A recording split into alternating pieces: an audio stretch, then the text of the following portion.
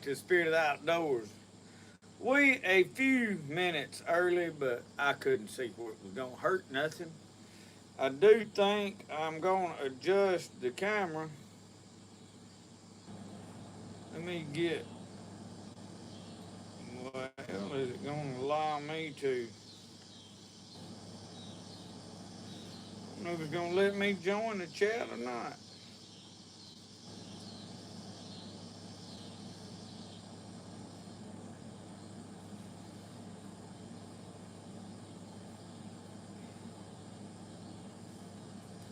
May not let me join.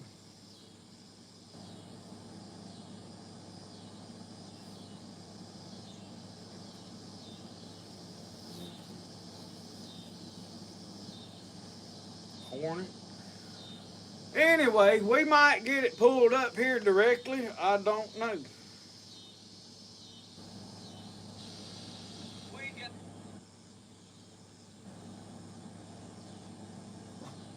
I don't think it's gonna allow me to pull it up.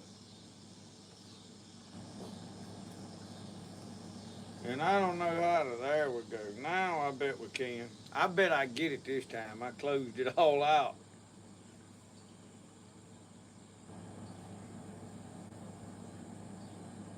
Now it's coming up. Sometimes it takes us old country folks a few minutes to figure out these newfangled electronics. I want to pull this camera in just a little bit. I'm hoping Michelle shows up in a little bit. So first off, we're not cooking tonight. I just ain't cooking. I don't know how to put it no other way. Just ain't cooking tonight. Um, so I thought we'd just sit down and have a sit down chat and talk and see who all shows up. I even got my glasses where maybe tonight I can read a little better. Now, I'll be honest with you, I ain't been long, did just in time. I filmed it and I had my glasses reading some scripture, and they just still on my head from where I was reading, but I had to clean them. Now I can see y'all, huh? I look like Grandpa now, my overalls and my spectacles. I can't make it louder, Glenn. You got to turn your volume up. That's all I can do. All I can told you on that. As loud as it's gonna get. And it's because I have no control. I mean, if I had a way of turning it up, I would, but I can't. Not on this setup, I can't. Oh, Jimmy Sullivan. Samuel Pruitt from Panama City, Florida. Van Wheelen, hey. Sandra in Tennessee. Luke Jones. Greg Martin, how are you and the family tonight? Sharon Davis and John Culpepper. John Thomas, JL327. Glenn, poor man I am. Sorry about that. I wish there was a way I could do. And sometimes I could probably run my microphone, but here's the problem with that microphone. It's more stuff to have to charge and run batteries down and all that stuff. So when we sit here and go for 2 hours, ain't none of that battery would die in that thing at some point, and I wouldn't know it, and all of a sudden y'all wouldn't hear nothing probably. I don't know. It might work better, but Mickey, it's been a doozy of a day. Um, I finished some knives this morning. Get in your chair over there, Roscoe. Yeah, I see you. Get in your chair. Get over in your chair and sit there. In your chair. He he distracts me. I forget what I'm getting. Sit. Get up in your chair. So I finished some knives this morning. I had 3 or 4. One I am really, really proud of. It is my knife. Matter of fact, let me go get it. I want to show it to you. I'll be right back.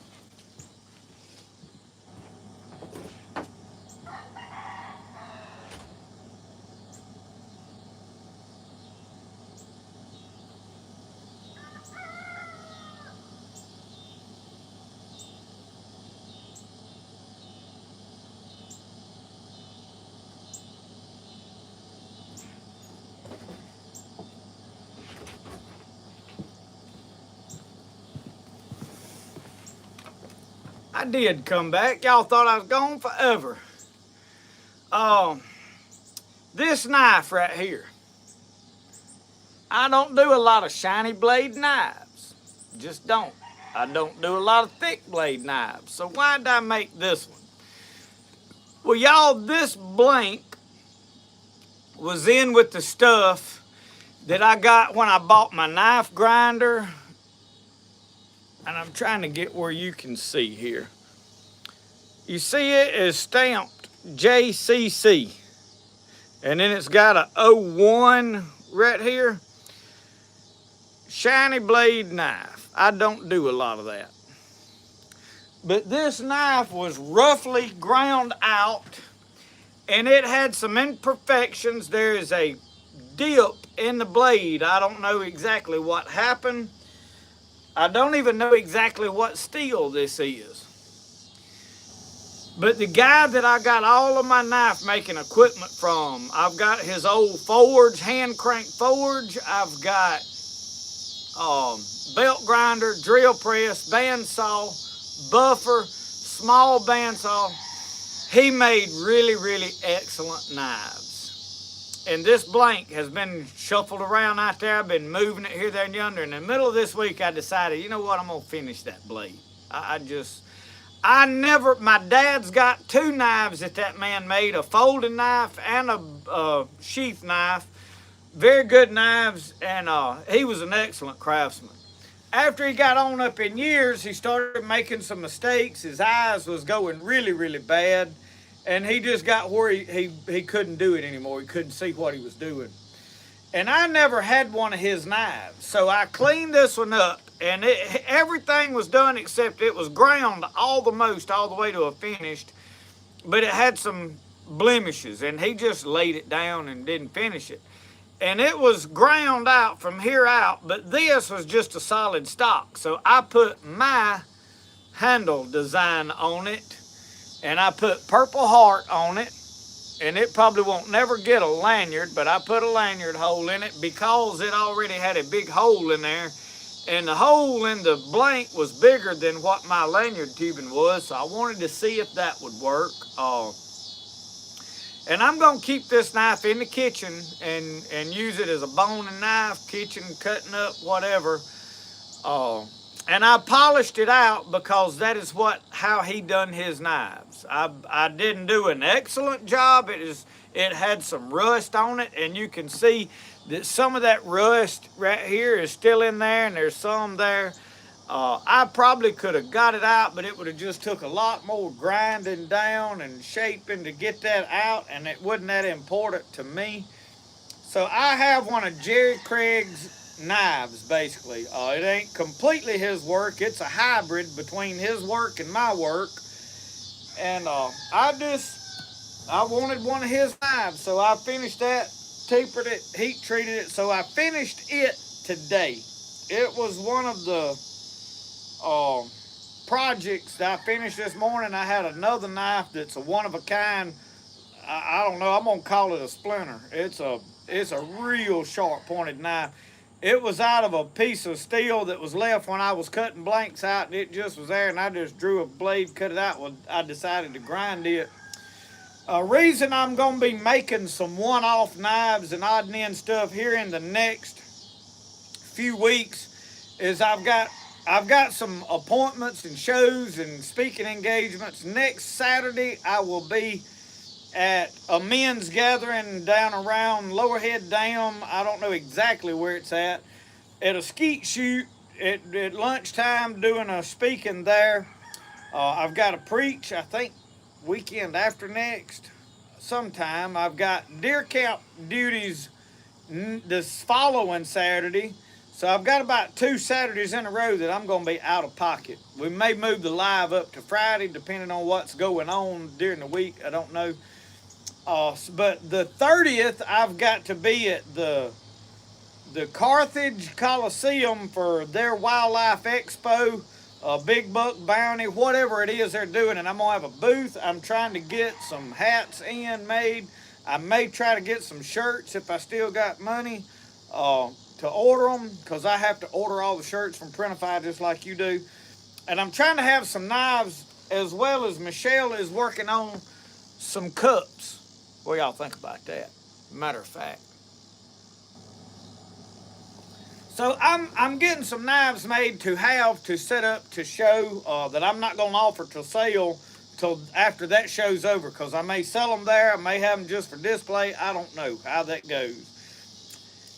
So after I finished knives today, I started working on my bow.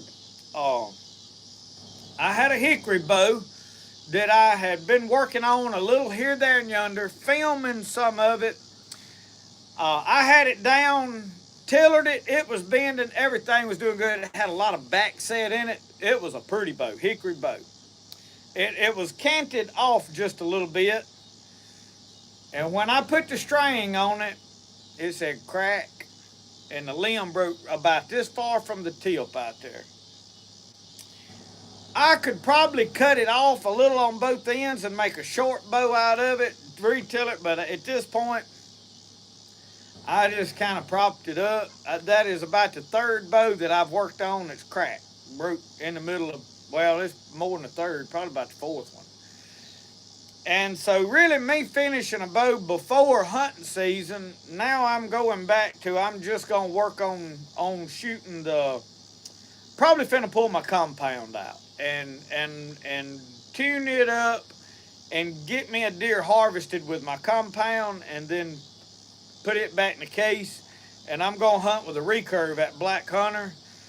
I may wind up buying me a longbow. I've tried several times to build a bow. I've got 2 hickory bows I built. Neither one of them shoots very good. And I've about decided that maybe I found something that I ain't good at, that I can't, because it's been tricky for me. I've built bows, but not good shooting bows. And there's a huge difference in that. So that was part of today. After that, I had to gear up some traps. Monday, I hadn't talked to the guy yet. I took a job trapping some beavers. It is for a big timber company, and I'm going to go in there, and they're wanting to harvest timber sometime this winter, and they got it just flooded. I've got to go in there and trap beavers, and it's on somebody's deer lease, and they're going to really have their heart broke. Probably I'm going to be in there right now trapping beavers. Hopefully I won't mess them up.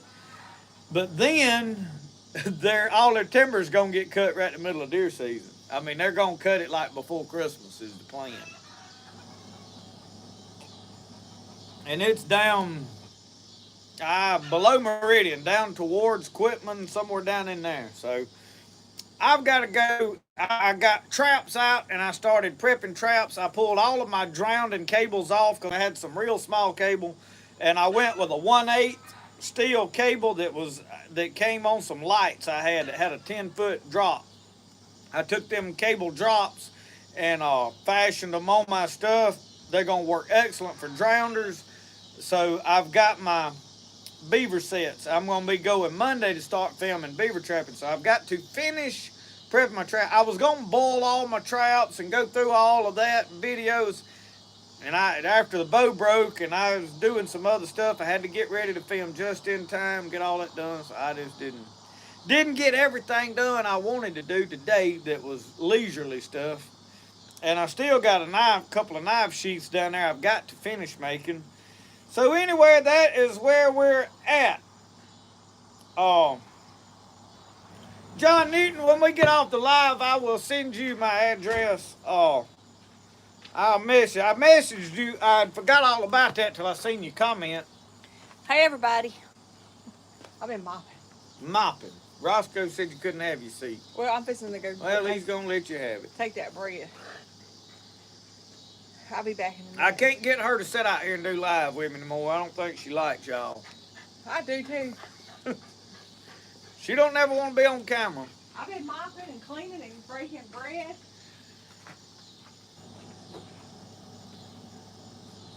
See what I missed on here.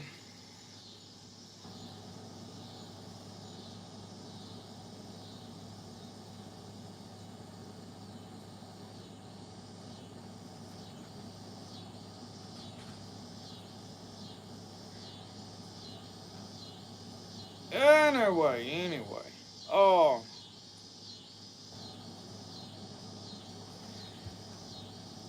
So, um,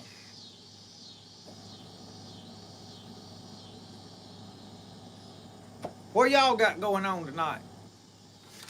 Ain't much going on. We ain't gonna cook. We ain't gonna eat. We got a lot of downtime right here to share. I was trying to see if there's any questions or anything like that going on. I know this week has been a trying week for a lot of people.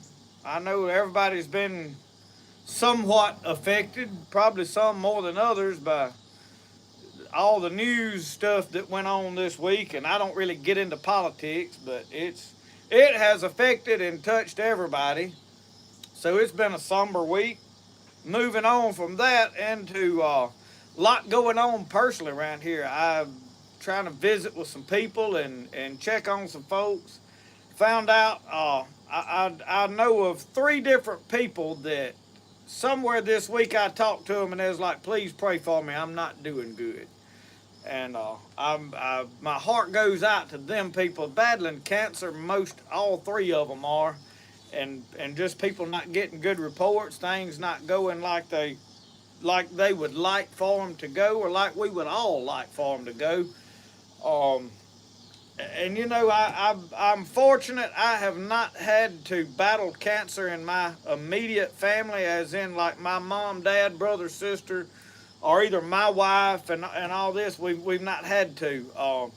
Now my wife's grandmother had it back years ago. My mama's sister has had it. I mean, it has touched the family, but we've not had to battle it immediately. So I'm give God praise and glory for that. But my heart goes out to these people that are, because it's not just the sickness of the cancer. It's all the medical bills that surround it. It's all the stress, all the getting back and forth to treatment, the lack of work, not being able to work anymore. I mean, it's a huge thing. And then the hardest part, I think, that a lot of people don't really realize, and this is the part of it that I would struggle with probably the most, is that all of a sudden I can't do the stuff I like to do, that I'm used to being able to do it.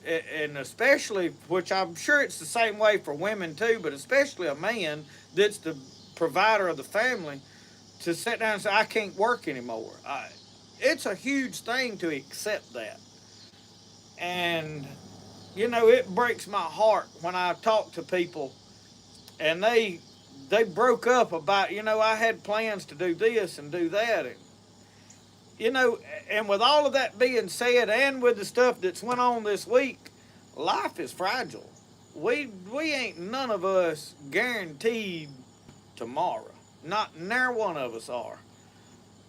We was sitting here on the porch, and I hate to even mention this because I don't even know who it was, but we was sitting on the porch the other morning, may have been yesterday morning, and somebody pulling a fishing boat had a bad wreck on the highway. I don't know what kind. I don't even know who it was or what condition they're in. We just saw it come across the news, and I'm thinking, you know, there goes somebody that had plans to go fishing this morning, and now, boom, like that, their world's upside down. So it's just sobering thoughts this whole week. Everything has just been like a reality check, regardless of what political affiliation you are with the Charlie Kirk stuff that went on, you know, his assassination. Regardless of whether you liked him, I didn't watch a lot of his videos. I kind of knew what he was doing and a little of what he believed. I don't really watch a lot of that kind of stuff. I try to stay disconnected from it, because I have a personal opinion that really and truly all of politics should be banned from social media. Because, and hear me out, because generally, if you have a strong political opinion, you're not going to change the opinion of the opposing side. You're just not. And what it does is generally fuels hate. Now, I do think what Charlie was trying to do was sit down and have discussions, and I think he was probably doing a pretty good job of it, which I'm sure there's a lot of people that would disagree. But when you get on social media where you can't look somebody face to face and sit down and have an honest to God conversation, we live in a society that believes that, well, if you don't agree with everything that I agree with, whether it's religiously, politically, or whatever, or if it's a method on how to do something, then if we don't agree on it, then I don't like you and I don't want to watch nothing you doing. I'm not, and it's gotten out of hand. It just has, and it has done nothing but breed hate. And we live in a country now that is so hate fueled that's why I just kind of take politics and shove them to the side. I lean and vote a certain way, and I think probably most of us here probably have similar views, but I'm not going to get out and talk about it because you're going to make somebody mad, which I don't want to try to go about just hurt, but you're not going to help nobody. You're not going to change your opinion. Now, religiously, I tried to stay away from religion for a while, but God told me to do what I do religiously on here. So, people get their feelings hurt about what I believe religiously. Well, that's on them. I can't help it. I'm going to do what God said to do. So, that's enough about all of that stuff, but it has put a sobering feel to the week, I think, for everybody. So, with all that said and done, here we go.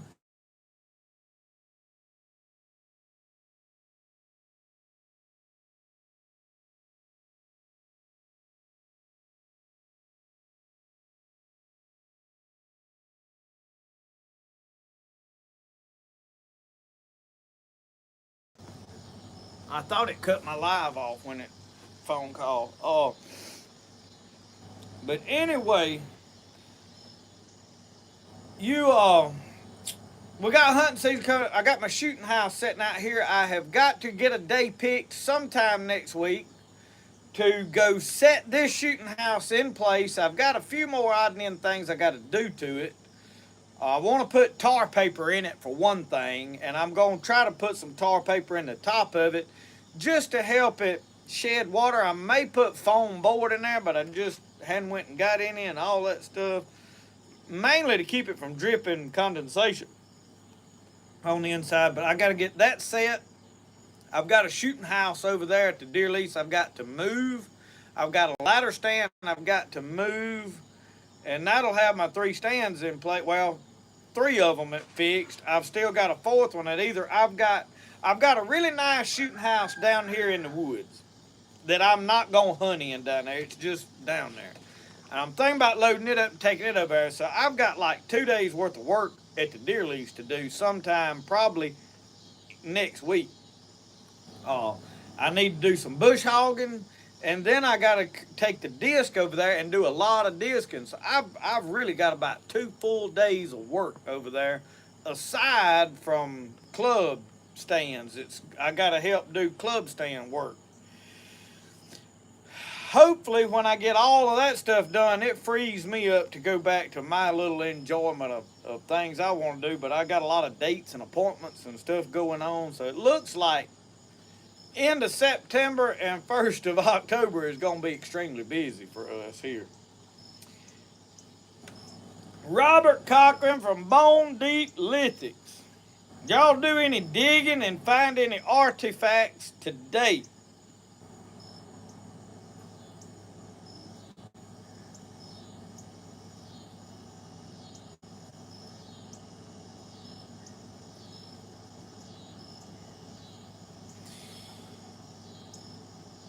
Moat Hill, California. Shirley Nestor, good to see you. I see these every now and then. I see people that I hadn't seen names from. So y'all that are new to the channel, welcome to Spirit of the Outdoors. What we do here is on Saturday night. Sometimes I have to move it up to Friday night, depending on real life what's going on around here. We try to cook most of the time, but I'm not eating today, so I didn't cook tonight. Michelle cooked Brody some chicken nuggets, and she was making bread, taking it to one of our friends down the road. So I made a pot of coffee. I'll have to go refill my coffee cup in a little bit. But we just sit out here on Saturday nights and try to just have a little friendly chat, answer question and answers, questions that y'all might have, talk about general life topics, whatever y'all can come up with. So, uh,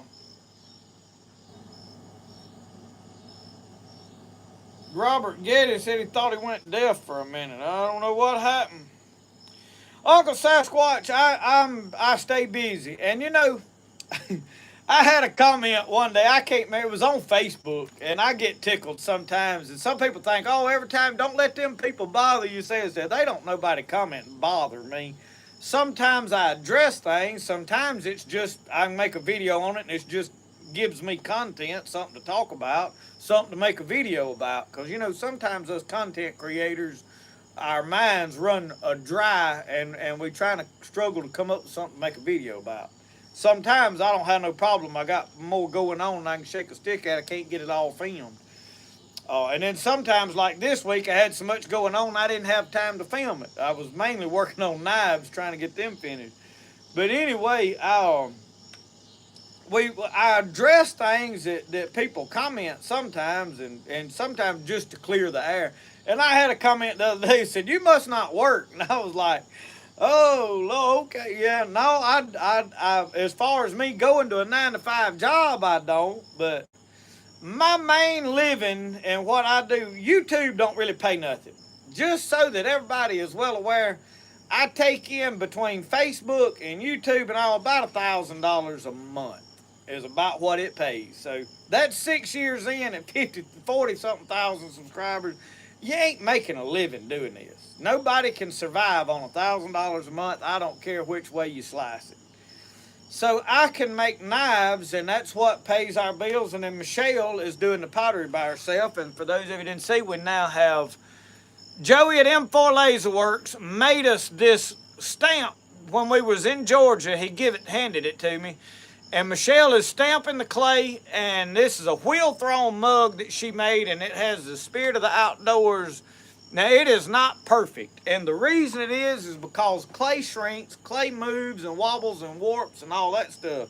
It is a battle to keep clay perfect.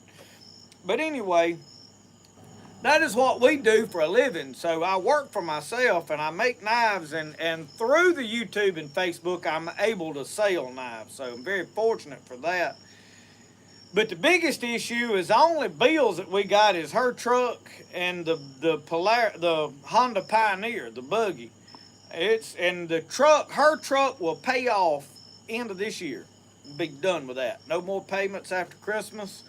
The Nissan Armada will be ours, and I'll drive it till the wheels fall off.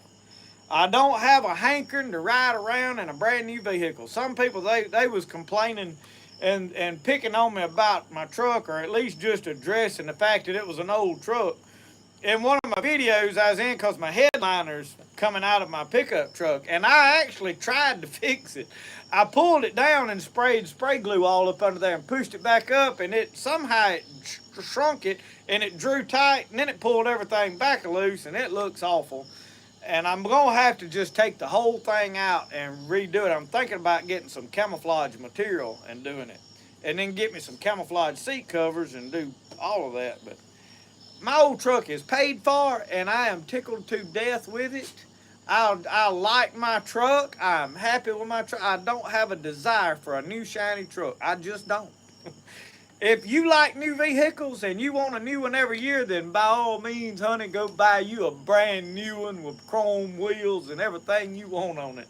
All the bells and whistles. I mean, make it blow air out the seat and everything else, and y'all blow air back and forth going down the road. It's, you know, have at it. I just don't appeal to me.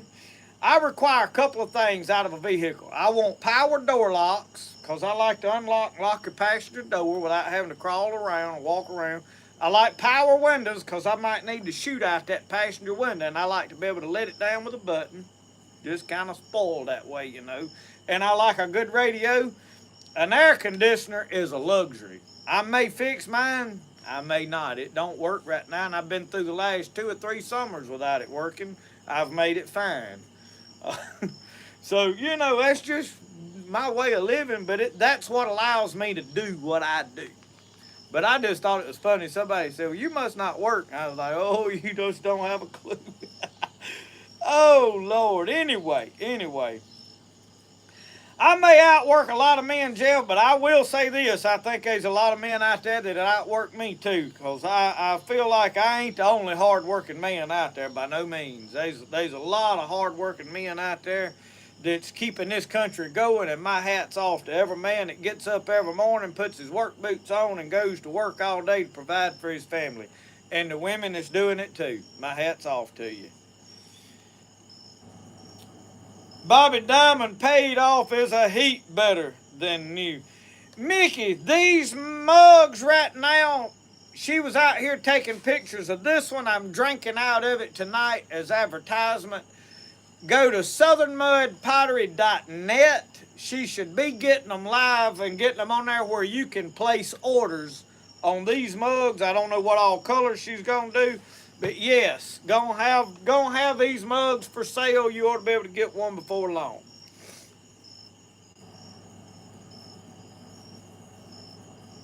Sharon Davis, yeah, I agree. I don't like perfect knives or perfect pottery. We were doing wholesale pottery, and we were at a store one day, and we were the first time we had met this lady, and we were doing wholesale, and she was gonna place an order with pottery, and we took a handful of stuff by there. We were delivering to another store, and we just stopped by there to meet her, and she had asked us to stop. We didn't just like barge in and try to peddle our pottery. She had contacted us and wanted us to come by and look at it. And I was talking to her, and I told her, I said, I don't do perfect pottery. I said, in fact, I said, if I get stuff looking too perfect, I said, I'll about scrap it. I said, I like the blemishes, the warps. I said, it's got to look handmade for me. My knives are the same way. Now, I want them to look like I put some effort in them and done a good job, but I don't want all of them to look like they come from Walmart, like they all come out of a cookie cutter. You know, that don't do it for me. See, and I'm probably different from a lot of people. There's probably some people that, man, they like perfection, you know. If they do, then I want them to have that, but they probably not going to get it from me. John Thomas, I'm going to tell you something. He said he worked harder retired than he ever did clocking in. I'm here all day, which I'm working in the shop, but trying to do a garden, keep the grass cut, keep the cobwebs and the spider webs down out of the porch, and I'm behind on that on the front porch, by the way. Take care of feeding all the chickens and stuff, and just general maintenance on stuff, lawnmowers, weed eaters, chainsaw. I had a chainsaw whoop my tail this week. I ain't gonna lie to you about it, not in there a bit. I put a brand new carburetor on it, because you can get on Amazon and order a carburetor. I put it on there and the thing still won't run. I pulled it and pulled on it and pulled on it till the next morning I was so sore I couldn't move. In fact, I didn't go to church Wednesday night because I was so sore I couldn't hardly move. And I just threw the thing down. I don't know what to do with it. It's a little old Husqvarna 435, one of them little Lowe's jobs, you know, little homeowner saw. It ain't a commercial big saw. And I liked it because it was a light saw and you could do a lot of cutting. It didn't wear you out. But I had to use my steel to cut up all my firewood, I'm assuming. Well, Timothy, that's probably about what I need to do is shoot for perfection, and I'll probably fall short enough of it that it'll be where I want it. That's about my deal.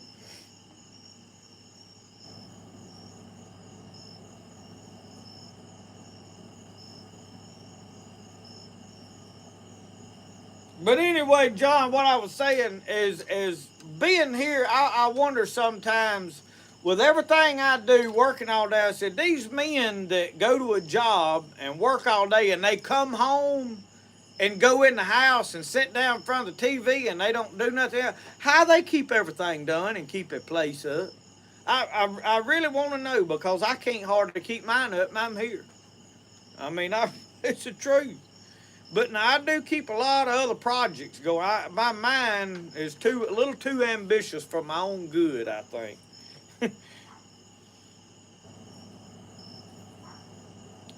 JL, it's got gas in it, but I don't know. I got to figure something out. They come by about my four-wheeler. I heard from it this week. I've got to get them a new battery. I put a brand new one in it last year when I went to tinkering on it, and that didn't work out for me. But I'm going to have to buy another new one. But the rats got in it, chewed up some wires, and we got to fix all that before we ever get to the engine problems. Could I have coffee before you sit down, please, ma'am? And you can take that knife back in there, I reckon, and stick it back in that thing before I slip. One of us gets cut on it.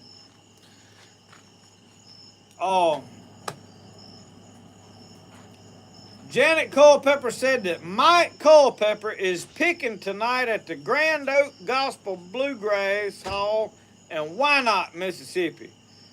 I'd like to have went to that if I wasn't live from Mississippi tonight. Yep, he'll have to catch up and watch this tomorrow, won't he? Martin Melzer said, sorry to hear about your hickory bow, but your plans for arch season sounds good. Are you going to break out the muzzle loaders before the snow falls? Yes. I've got a muzzle loader project. I broke my ramrod from my little 36 gun, so we've got to build a ramrod. I'm also going to test building me some of my own arrows. I've been shooting carbon arrows in my recurve. I'm going to probably attempt to make my own arrows and shoot in my recurve bow. And I've got another hickory bow that's clamped in a thing. I may not give up. I mean, it ain't like me to give up. But I'm going to have to put the bow building project on hold till I get deer camp, everything over there squared away. And then I may come up with some time. But I've got to start getting guns zeroed, and muzzle loading is one of the things. I really wanted my hickory bow, which I've got a hickory bow I built down there. And I may get me some arrows made that shoot in it pretty good. We'll just have to see. And that might be an option we do. But anyway, it put a damper on all of my stuff. Miss Nancy said she's at home sick with COVID. Oh, Lord. That ain't no fun. Keith said them folks pay somebody to change oil, cut the grass, paint the house, and everything else. You know, I believe that because you can get on it. I got in Facebook on them homesteading groups. When I first started this channel, I was doing more homesteading than anything, and we was doing gardening and trying to do that no-till. We was going to experiment with all that. It turned out to be a disaster.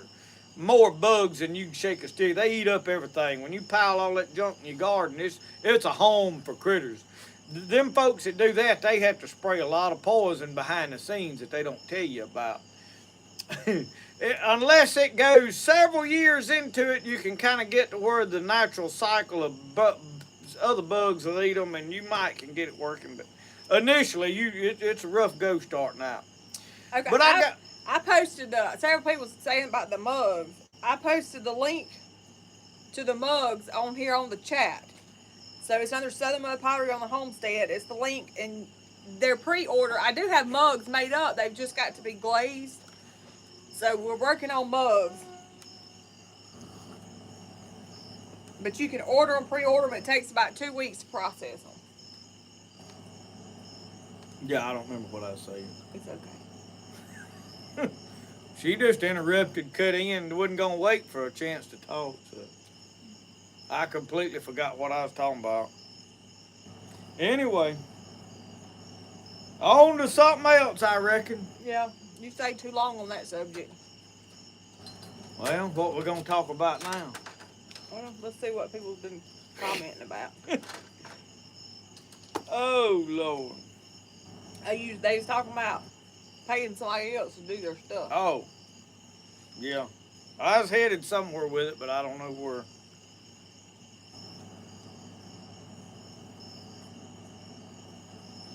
Michael English got 2 sets on his beaver and got him.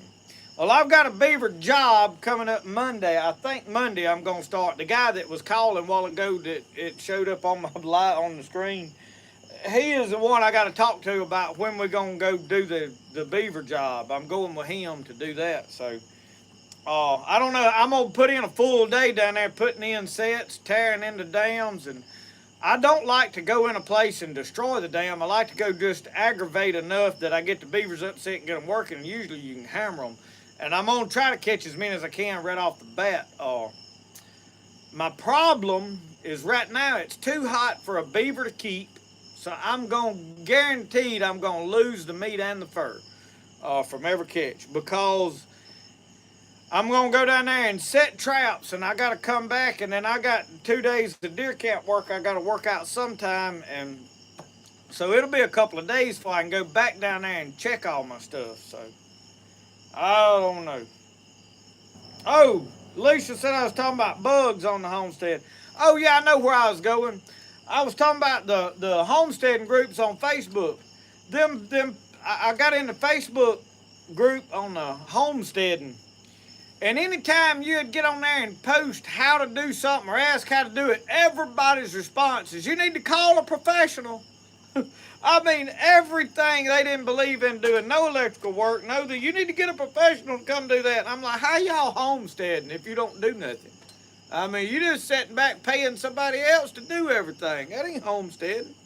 So anyway, if the light don't come on when they flip the switch, instead of them getting a voltmeter and checking the voltage to the wires, they called somebody to come change a plug for them.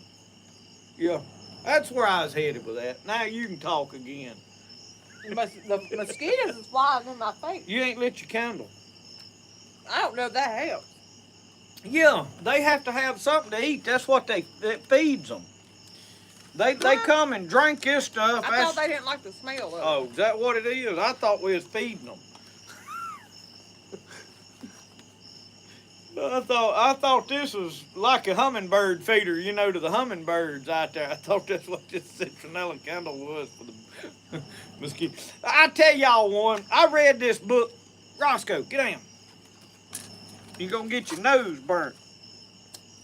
Thank you, Miss Shirley. I saw that come through. I appreciate it very much. And the fat bottom mugs, Justin told me today I needed to get out there and make a whole bunch of them. Yeah, I want that logo on a fat bottom mug, so.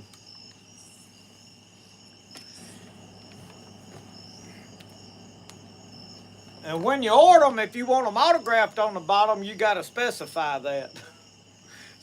Reason I said that, somebody asked them when I come through somewhere, if I was in that area, they wanted me to autograph their mug. I said, I'll do that. My autograph ain't worth nothing. It ain't going to improve the value of your mug, not one bit.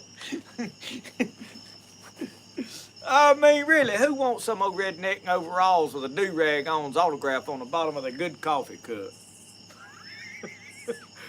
But hey, here's to you, for those of you just tuning in, there's a cup right there. Greg wants to know how was the night in the teepee. Miserable. Oh, y'all wanted me to go into more detail? Well, Brody stayed out there about 15 minutes, and we wasn't doing nothing but poking in the fire a little bit, and it was dark, couldn't see no whole lot but the fire. And I laid down I got a cot in there, and I thought that'd be real comfortable. And I put Brody a sleeping bag over there. We found a bunch of rugs and put all them in there. And Brody looked at me, he said, you fixing to go to sleep? I said, I don't know why. He said, if you're going to sleep, I'm going in. I said, well, what you want to do? He said, ain't nothing to do. He said, I'm bored. The minute he said, I'm going in. He didn't stay out there long. He said, I want Mama to stay with us. So every time I've mentioned him staying out there, the only way Brody's going to stay is if Mama stays out there. So we're going to have to get him weaned before he can camp out with me. But I did all right.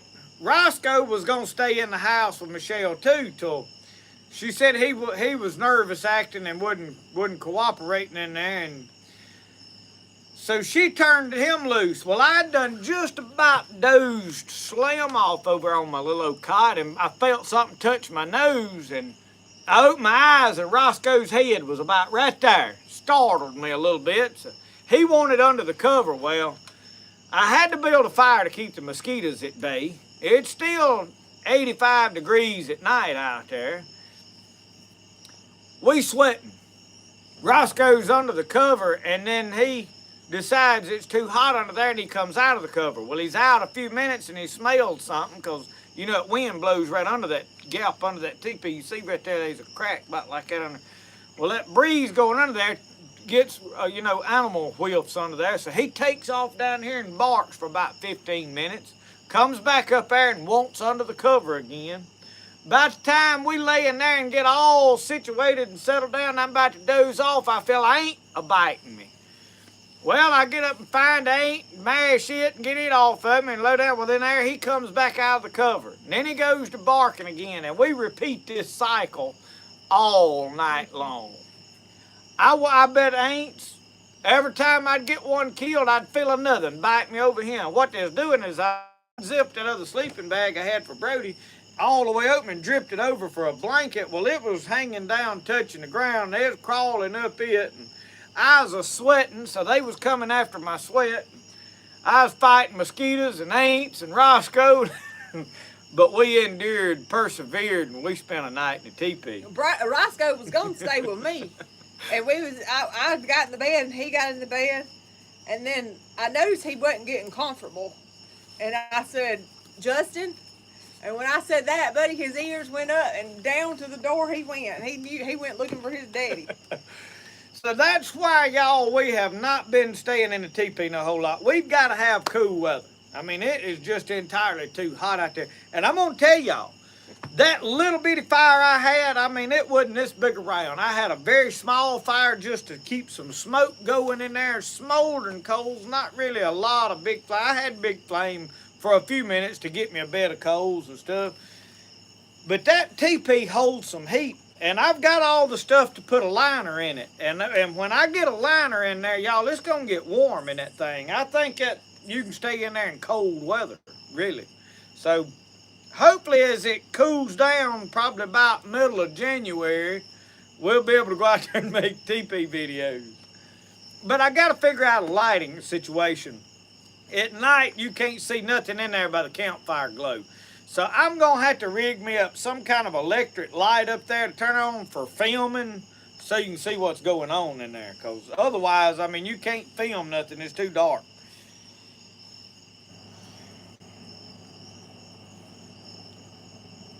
And I ain't sleeping out there. I don't like the mosquitoes. I can't stand fighting mosquitoes.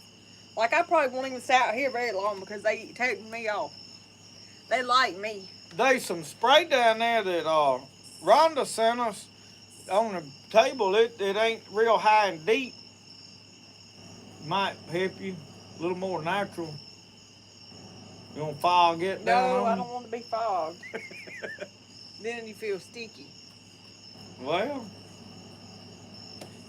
she wants to have her cake and eat it too.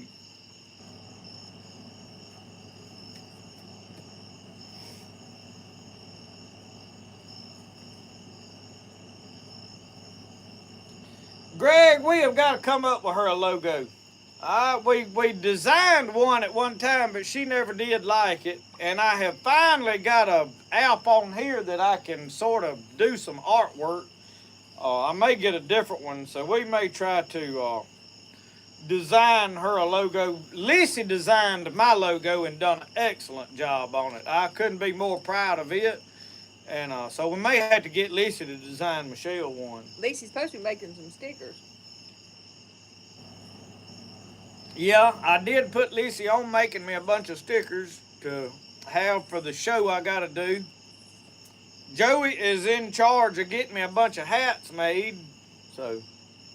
He ain't on here tonight, is he? I hadn't seen him. He may be after a while. Most everybody's watching football.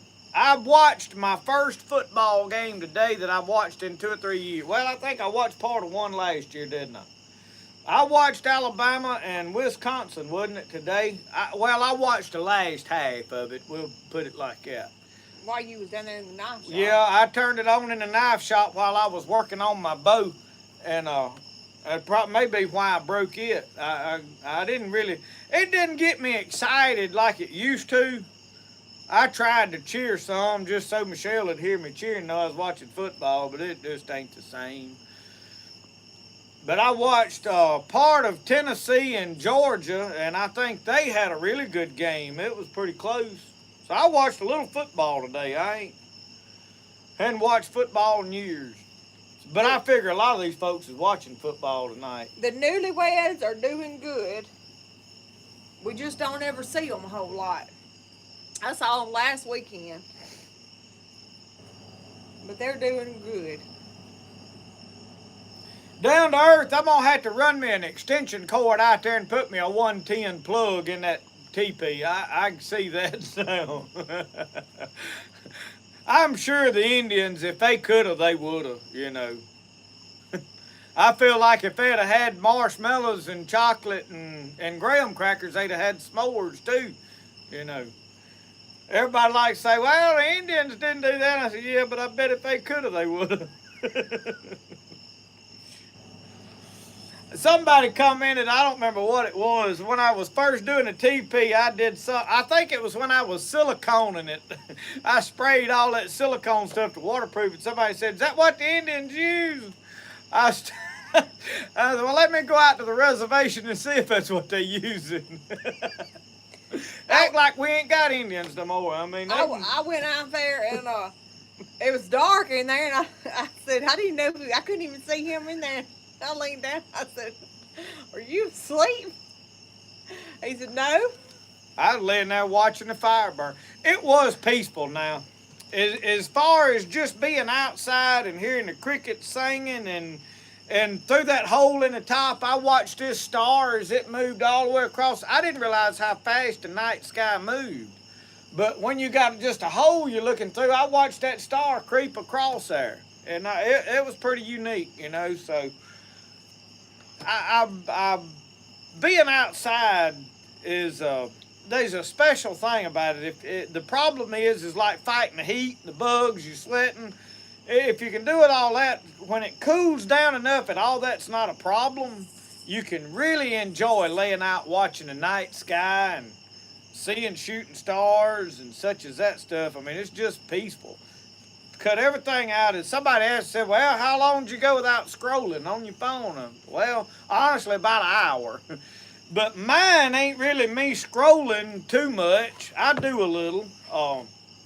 My thing is I'm on here checking comments and replying to stuff and editing different stuff. That's what I do, so.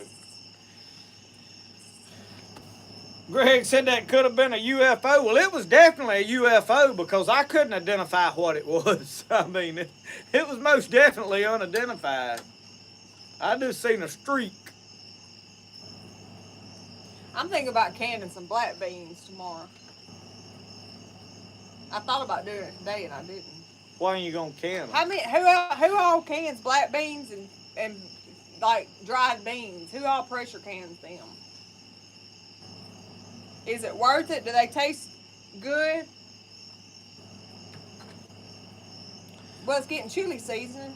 Chili season and soup making season, and you use a lot of beans and chili and stuff. And I got a lot of dried beans.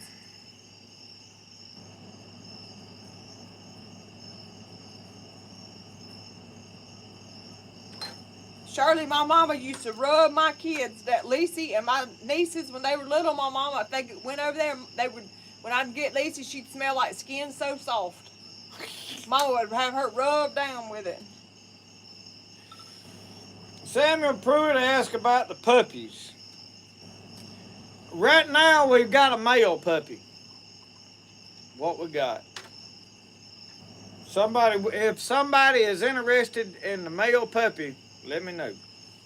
He's doing good. He's a feisty little thing. Yeah, he's smart. He is smart. Today, most puppies that we've ever had on our front porch, we have like the step down. Like it steps down about this much from the porch down to the little rocks. And on the edge of the little walkway, we've got those little rocks built up on the side of the little walkway thing. Well, most puppies, they'll just go and flop off of it. And, you know, but this one, I had him out in the grass, and he was following me back up to the porch. And instead of trying to fight his way up on that steep little thing, he ran right on them rocks and he just knew right automatically that, hey, if I go on them rocks right there, I won't have to try to climb up that thing. He's a doozy now. He barks, and I found one of my squirrel hides down there that I had dried. I may hydrate it and bring it up here and let him see what he can he's interested in it or not. But whoever gets him may not want to hunt with him. I don't know. He's a stinker. Randall Ross, I am looking forward to building me a new bed sheet tarp. I've got a bed sheet down there that I've saved. I'm going to take my sewing machine and I'm going to make a nice tarp out of it. We're going to waterproof it, probably with that silicone and stuff. But I'm going to dye it. I'm going to attempt to dye it green with privet hedge berries. You know them berries that show up on the privet hedge? I'm thinking I can use them, but I gotta wait till they get right to do it. I was gonna do it last year, and I've just forgot about it. But Bonnie, I do freeze my peas and stuff from the garden, like my black eyed peas and all that stuff, or purple whole peas is what we do here. And I do freeze those. But I was wanting some to keep like shelf stable, where I don't have to go dig in the freezer. I can just pull it off the shelf. Dry beans or wet beans. Canned? You Wet canning them dry or no, wet? Wet. I would put the beans and then add the water and pressure can them. We share a bunch of stuff, tomatoes and everything. Stuff. So I think I'm gonna do that. We're not going to Mama's to eat dinner tomorrow. I may do something tomorrow between church service. I've got to finish getting my traps prepped tomorrow. I got to go down to David's and I've got one trap down there set in his pond. I need to pull it out and clean them up. I wanted to dye them all, but I didn't have time to boil and dye and do all of that stuff. We may do that in a video. I've still got a bunch of smaller traps here because I'm planning on doing some trapping this year. I have yet to catch a bobcat, and so I don't know. Alicia Brody's in there watching TV. Randall, I dyed one with black walnut hulls, and it done a good job. It has a good brown tint to it.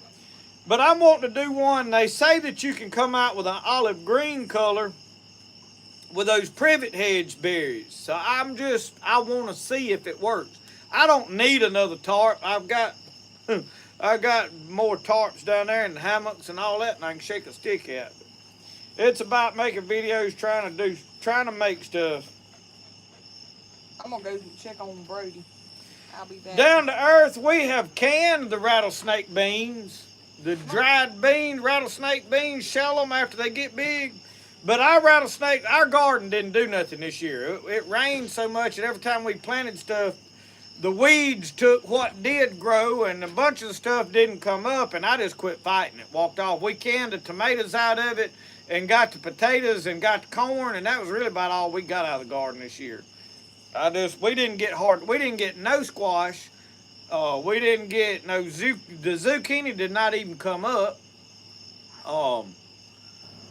And the pumpkins ain't doing good for whatever reason. So I don't know. We got problems on the hill with the garden. Which part of the problem is me. I didn't focus on it. I was trying to fish and do stuff, and that's how it gets when you get frustrated with it. We got enough stuff in there to eat. We don't have any shortage on. The freezer is slam full, and right now I'm trying to cook deer meat out of the freezer, and I got hog meat, which we ain't got a lot of deer meat left, but what's in there I'm trying to cook out and get all of that stuff done before we start putting new back in it.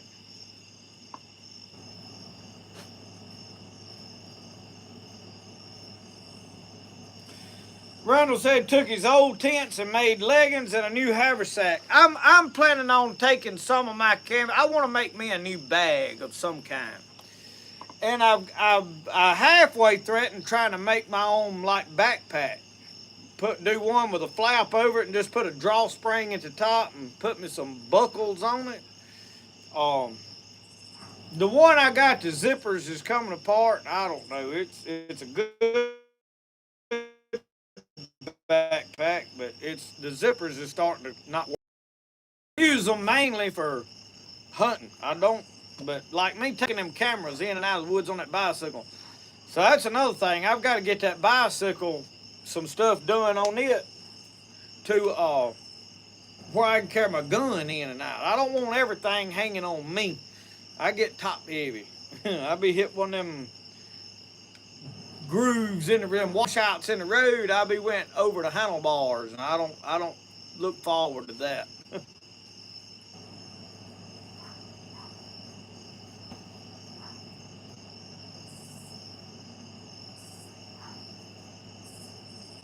Deb, we canned tomatoes one time and put too much salt in them. We got I don't know why we got all crossed up, but we put too much salt in them, and I'm gonna tell you the only thing you could do was make stew out of them, and because you add a lot of salt to stew when you add water and stuff, and we didn't have to add no salt to this. They had enough in them. But if we just made tomato soup in there, I like tomato soup and cornbread. And if you made that, it was so salty it'd about burn your tongue. So yeah, you gotta watch. The mosquitoes is eating me up. We're gonna be in the mid-90s all week this week. I thought we was getting a break in cool weather, but that did not last long. Larry, you got your boat out and running today. You didn't try to catch no fish.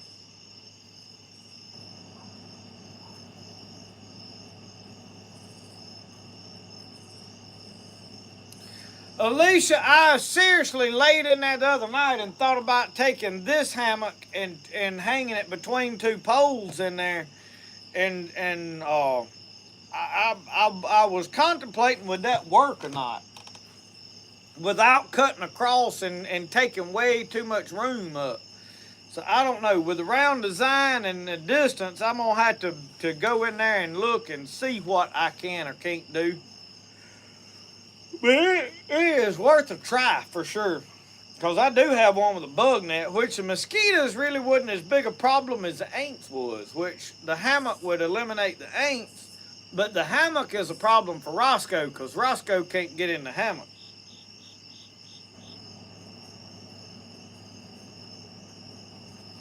Yeah, John, you only put a teaspoon in there, but when we started doing it, for whatever reason, I think we grabbed up the wrong spoon or something. Or either Michelle may have put them in there, and I don't know what we done, but we messed up. I knew what to do, but we didn't do what we knew to do. We did something else, and it didn't work. So anyway, Brenda Joe, good night.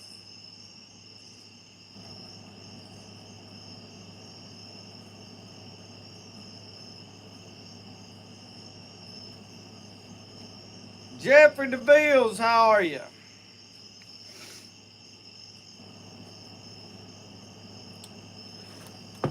But I've got to get everything prepped out here to start putting in fall gardening. I've got to it's starting to get the time of year to plant turnip greens and all that kind of stuff. So when I get ready to buy fertilizer to plant deer patches, I'm gonna have to invest in out here in the garden, putting my turnip. I've got the seed. I got seed from last year that come up done good. I usually buy me some cabbage and put them in. But the mosquitoes is biting me, and they bite me on the back through this cracks in this chair back here. I don't like it. I don't like it nothing there a bit.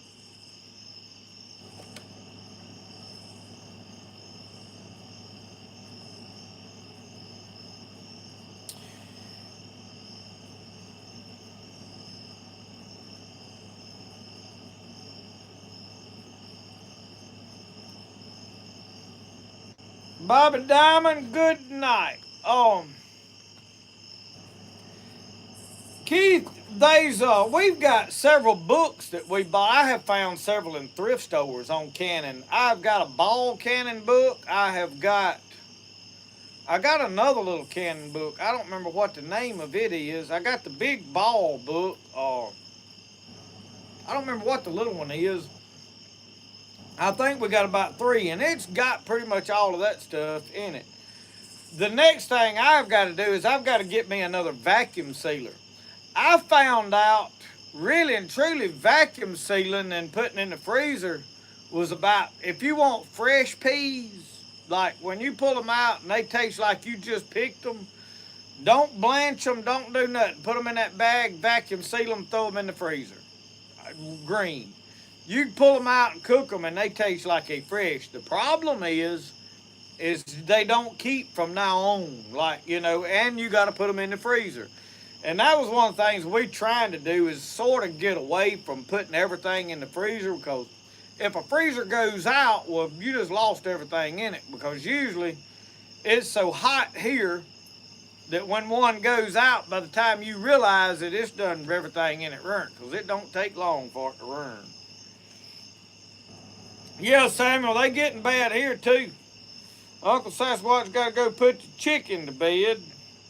That is a cockatoo, not really a chicken. We call it the fancy chicken. But anyway, we got plenty of peas and all that stuff to eat. I bad need to go through our freezer this winter and try to eat everything in there, which probably ain't possible with just two of us. So I dug in there and found that deer heart the other day scratching around in this refrigerator in the freezer. I just stowed some stuff in there, and I really hadn't went in it to look and get stuff out to cook. And I looked and I was like, what's this? Well, that's a deer heart. So that's what I cooked one night. Man, it was delicious. It had a slight freezer burnt taste. It had been wrapped in butcher paper for a year, obviously. And I don't know which deer it was, but you could sort of taste the freezer burnt. So wrapping stuff in that butcher paper, about a year is all you before it starts having effect. Now you can beat that freezer burnt taste if certain ways of cooking it. Just throwing it on the grill, you're gonna about taste it. But if you use some sauces and put it in stews and then stuff like that, you don't usually notice it too bad.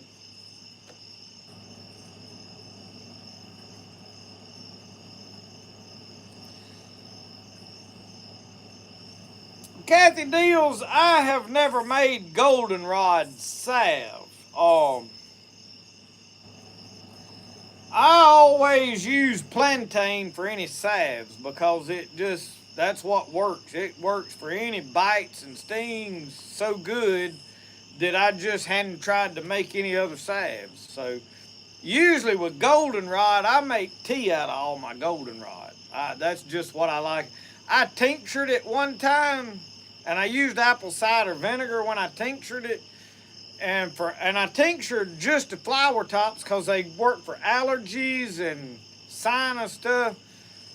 But I discovered this week, I was reading about what I could do. I got some sinus problems and they just starting to flare back up. And I'll tell you what's causing mine to flare up is that knife shop.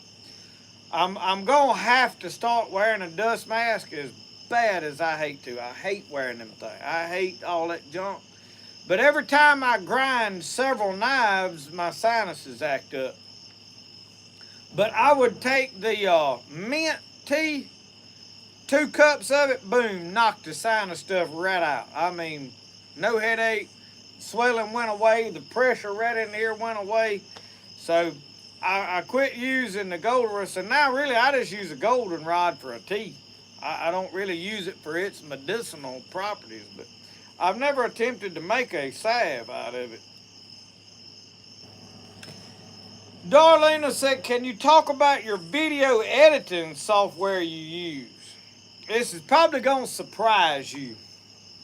I started out, I bought Video Pad Editor.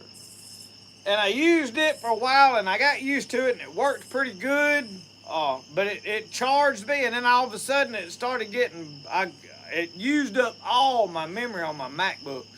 So I had to delete it. I couldn't figure out how to delete the files that it was saving. Like, I would delete my video project and all, but it was saving a backup in there, and I didn't figure out where to go delete it. I'm sure there was a way. I just didn't figure it out. So I deleted it, got rid of it, and finally got them to stop charging my debit card. And I downloaded DaVinci Resolve, and I never could figure out how to get my iMovie stuff from my iPhone transferred over to where it would recognize it was a hassle.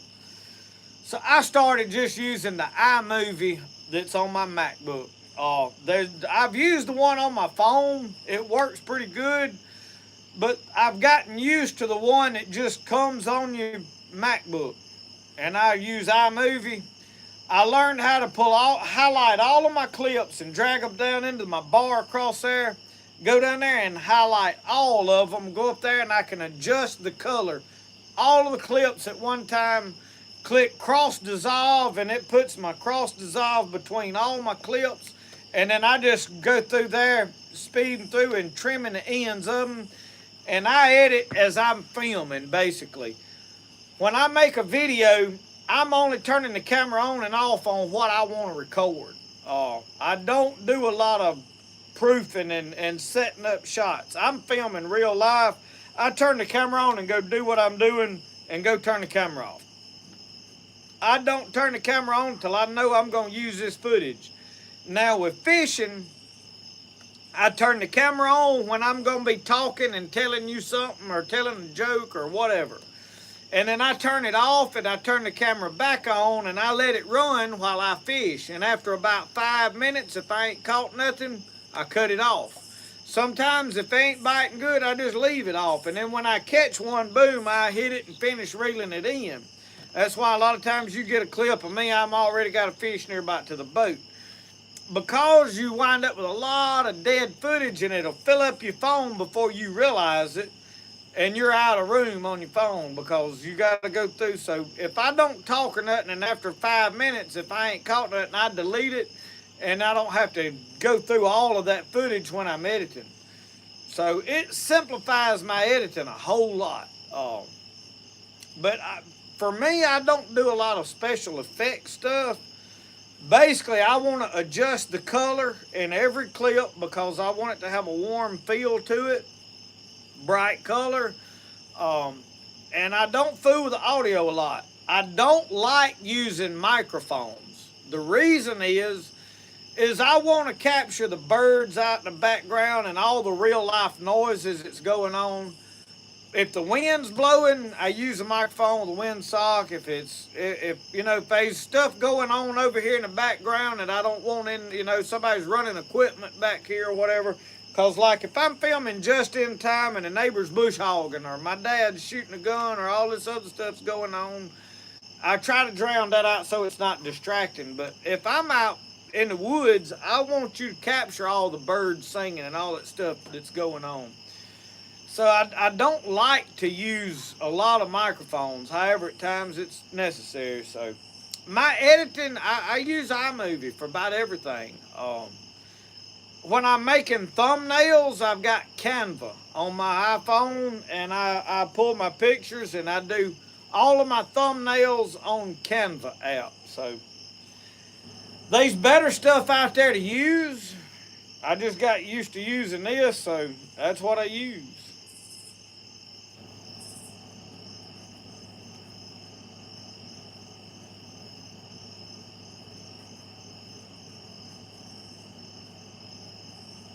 Jason McKenzie asks how those deer hams turn out. They actually done really good.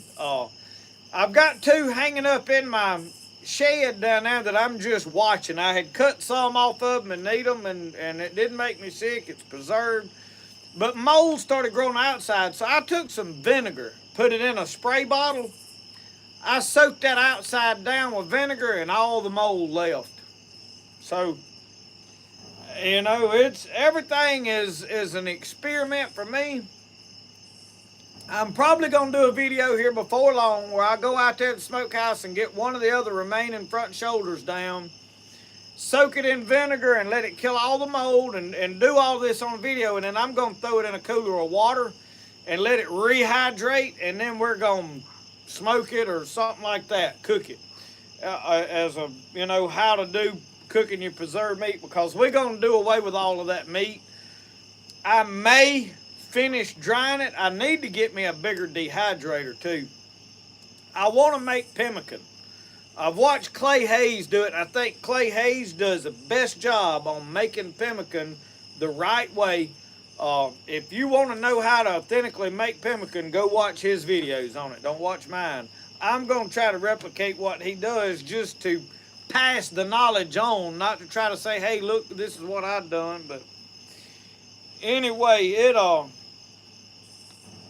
It's all a learning curve. I'm reading Greg Martin. I very seldom put squirrels in the freezer. Usually when we kill squirrels, I kill just what I'm going to eat. Come home, it's like fish for me. We come home and fry them up, cook them, do whatever we're going to do, and then they gone. If I ever put them in the freezer, it seems like they wind up there a year later, and then I have to throw them away freezer burn. So I put a little catfish in the freezer when we run in jugs and stuff, but not a lot. I don't want to fill up my freezer with catfish fillets, or crappie either, because usually I'm wanting to go fishing by the time I'm ready to cook fish. However, like right now, I've struggled to catch some fish. So it would be nice if tonight, had I wanted to cook fish, I could have got some out of the freezer and fried fish. But I mean, I've got plenty of stuff to cook. I'm fixing to go to doing a lot of smoking stuff out here. So, because I got several hog shoulders and different things like that. In fact, I may cook one in a teepee over my tripod. So, I'm planning on doing some soups and stews in there over the fire. So we'll have some of that kind of stuff to do in the teepee.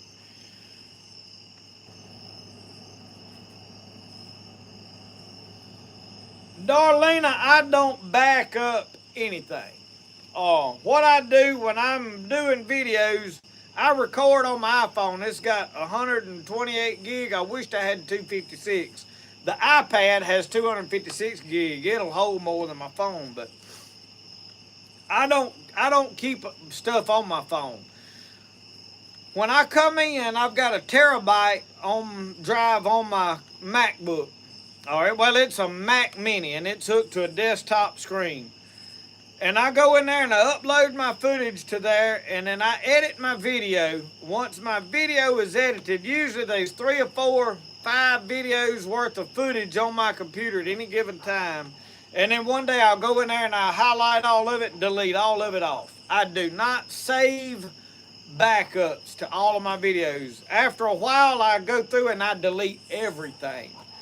I don't have no use for it. It's on YouTube. If it ever gets YouTube crashes, it'll just be gone. That's a risk.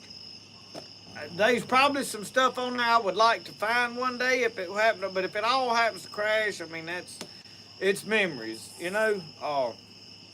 There is some footage that I cherish of Brody Very Small, of my mom and dad and stuff like that. But other than that, you know, I mean, it's just memories.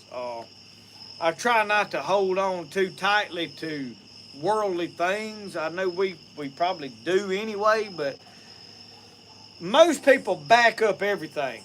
I don't. So when I get through filming a video, I delete the footage like off my phone. Once it's uploaded to the computer, I delete it off my phone. It's gone. So right now, there's probably 5 or 6 videos worth of footage on that computer. But one day when I realize, okay, we're using up a lot of our footage, I'll go through there and highlight everything and delete it all off. It's just my way of doing it. Occasionally I do use the GoPros. I've got a GoPro and the IceFox camera. I used them the other day when I was working on feeders. They work good for most things. I don't use them a lot. And the reason is the iPhone is so easy to use. I've got a big screen on my front-facing camera, and it does a fairly good job with the audio on its own. I mean, you got a $1,200 camera, so use it. Vlogging the iPhone is the way to go. There's no camera, no nothing gonna outdo it as far as everything it'll do in one package. You can take a DSLR. I've got 2 or 3 DSLR older ones, so if I want to set up out here and film a really good cooking video, I had the intentions of doing all that, and I've been so busy and got sidetracked, I just haven't done all that stuff. We may do it as we go into fall and do some good cooking, squirrel cooking videos such as that stuff. But I can set up several different cameras. I usually like the DSLR for wildlife. So when I go to my deer stand, that is one of the reasons that I wanted a big shooting house. I can set the tripod in the floor over here. I ain't bumping it. It ain't in my way of shooting if I need to. And I can take that DSLR and set it there and leave it in that shooting house and set it up on my tripod, and I can film deer as they come in or whatever else. I am pulling footage from my game cameras. They doing an excellent job. So I use some of that stuff. 90% of my videos are filmed with an iPhone. I mean, it just does everything you need to do. I had a company offer me a drone the other day, and I started to take it. I try to limit how much junk I take free to make a video for them to promote it. So I looked on there, and it had a bunch of bad reviews. A lot of people, there was a few good reviews like, oh, this is excellent, but then there was some like, oh, the footage wasn't that great, or it didn't do. And I was like, you know what, I ain't worth it. If I get ready for a drone, I think I'd rather just buy a good DJI drone that I know will do what I want to do, that'll dodge stuff when you're flying it. Because I probably ain't good enough to fly it. I'll be crashed it. So I may do that eventually, but I just hadn't. Roscoe's right here, y'all. He's been laying down there under the camera. Brian, thank you so much. He said my channel was one of his favorites. Y'all, I appreciate all of you that watch and support what I do. I mean, I really do appreciate it. And what you're getting here is real life content. I don't stage out and plan out what videos I'm gonna make. I'm trying to just film whatever I'm doing that day. And these days like today, I didn't put a video out. I worked on knives. I mean, I did some stuff that I probably could have filmed, but didn't really have time to film some of what I was doing. I made the short video, tempering knives, because I had some people ask how to do that. And I just filmed a really short video on doing that. So I just film whatever's going on. I don't fake stuff. It's real life. It's real time. Nothing is filmed and go, oh, I got to refilm that. Everything is one shot deals. Very rarely do I delete something and go, I'm gonna film that again. I try not to do a lot of editing on just in time.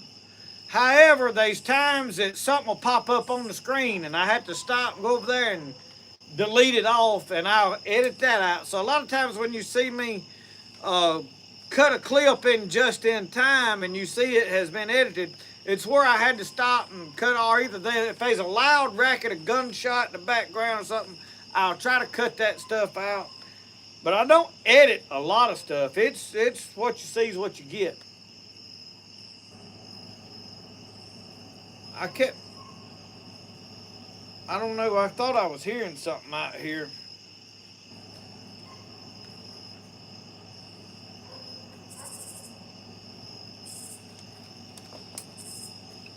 Darlena, you'd probably laugh at me trying to figure out a drone. I've got one that Brody got at Christmas. We ordered a Teepee drone.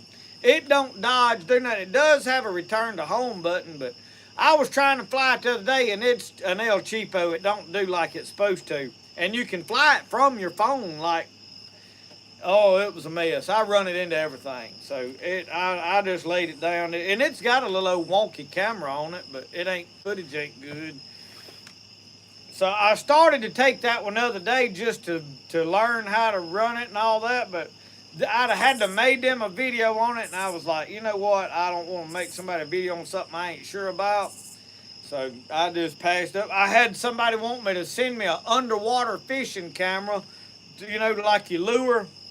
Our water's so cloudy here, what good would it do? It ain't like up there in some of y'all's water that, oh, Richard Gene, he'll be talking about he can see a fish he's trying to catch. I'm like, man, you ain't gonna do that down there where I'm at.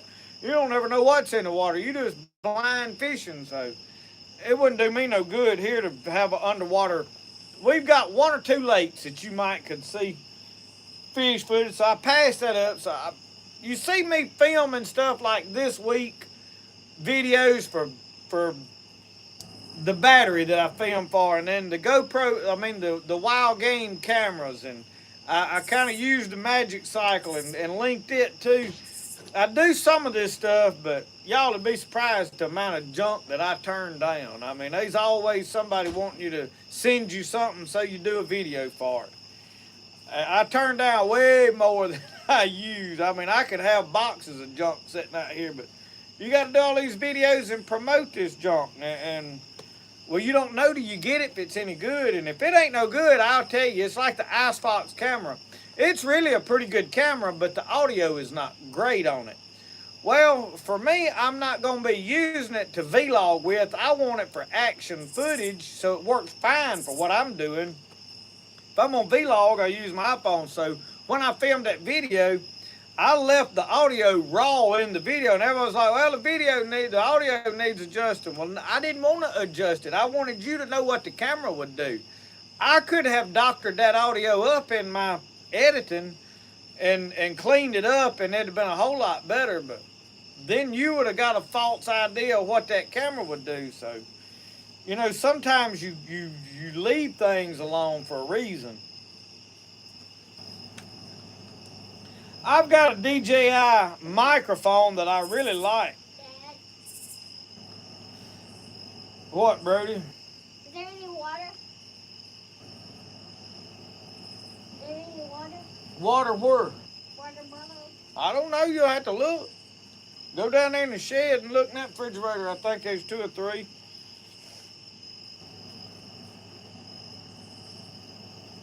Alicia, I don't know when I'm going to be able to pull this fish fry off. And the reason is in the first of the video I was talking about, I got dates set up. Brody, the little refrigerator in the knife shop down there. Go down there. He's scared of the dark. Oh. Anyway, I don't know what I was finna say. He sidetracked me. I lose my train of thought very, very, very quickly.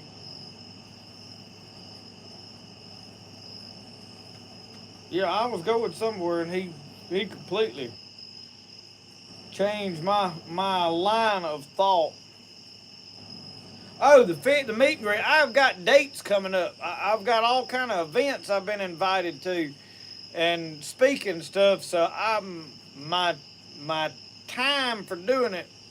If we do it, it's gonna have to be over in October. So I'm gonna have to see. He went and got him a flashlight. He may make it down there and check. He's gonna blind me with his flashlight.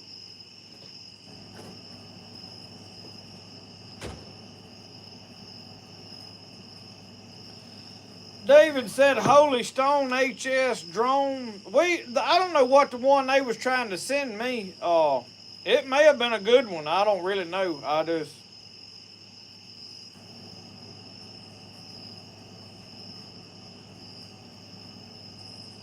Sharon Davis said, "No tent life, Brody." He don't like a teepee.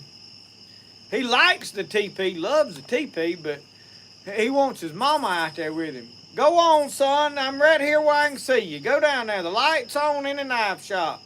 He's wanting him a bottle of water, I reckon. He probably won't drink 2 swallows out of it, but he needs it.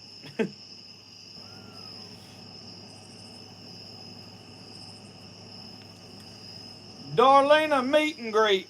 I have mentioned about 2 years ago, he's scared. Brody, go down there and look, son. I'm sitting right here watching you. Nothing's gonna get you, I promise you. I guarantee it. Go ahead, there's nothing down there. He's scared to death. He's shining all everywhere, I mean. Go ahead, I'm watching you.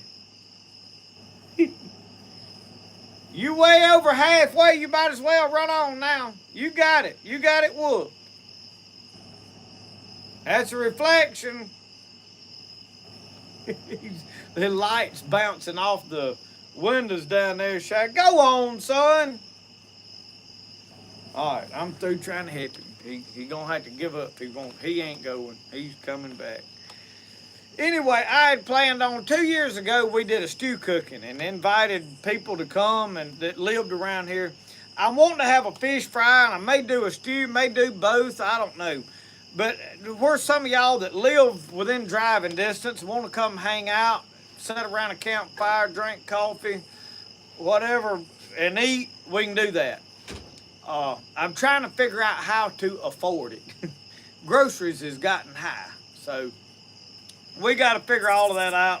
It ain't like I'm making a pile of money here to just up and feed a whole bunch of folks. So we figuring things out. We'll get it done sometime though.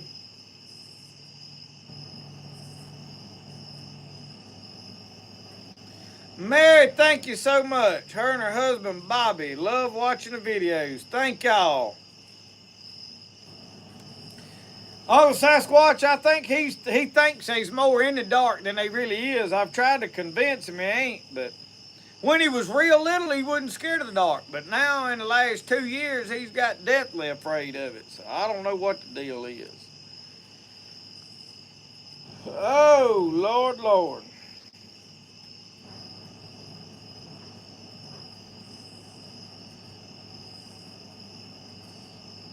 Robert, I ain't far from that, I think, but it ain't that bad yet. Samuel said it's over 300 miles. Yeah, it's going to be a long ride. John Thomas, the beavers, I probably ain't going to get none of the beavers or the fur because it's a trapping job, and when I set them traps, it's probably going to be like 2-3 days before I can go back to check them. And you're supposed to not leave them, but I ain't going to have no choice because it's going to be probably 100 miles down there, well, at least 75 miles down to where the job is. And I'm going to get paid by the hour to do it.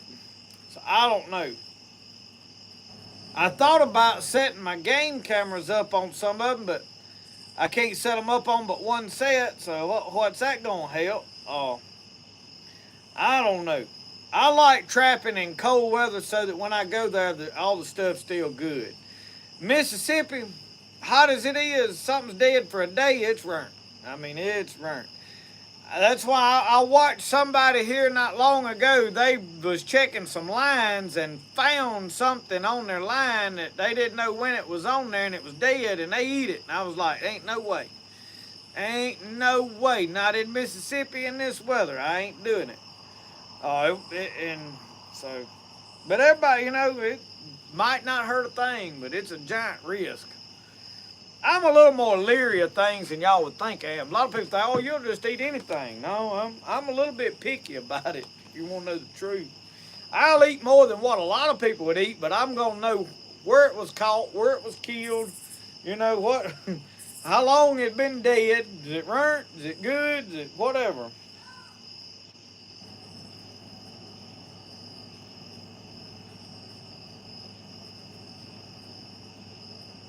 Martin said, I found that it's hard to keep your train of thought when the track is a narrow gauge. That's my problem right there.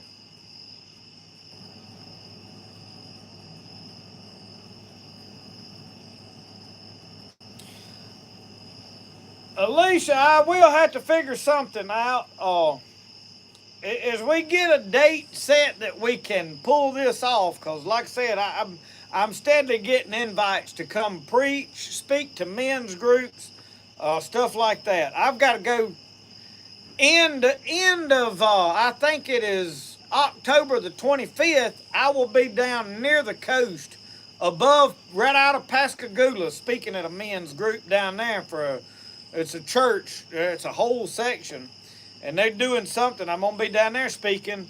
I'll be at the Wildlife Extravaganza, whatever, in Carthage on the 30th. I'll be there. This coming Saturday, the 20th, I will be, and I don't know if I'll be home to do the live. This is at noon engagement. It's a skeet shoot and all that stuff that I'm going to be at. So dates are stacking up on me. So for those of you that don't aware, I will come speak at any church, any gathering, any whatever you got going on. If you want me to come speak at it, I will do that stuff. A lot of people didn't know I would do it. Not to mention, I've got some churches I got preach at on Sundays, which I've been doing that for a while. That don't really affect nothing as far as what goes on here too much. So but me being away and having things going on affects the whole weekend as far as me being able to have a gathering and set up and cook and then have a day to clean up afterwards. But whenever it all happens, I always make a video of those things. I probably won't live stream it, but we will definitely have video and introduce some people and put some faces to names and all such as that.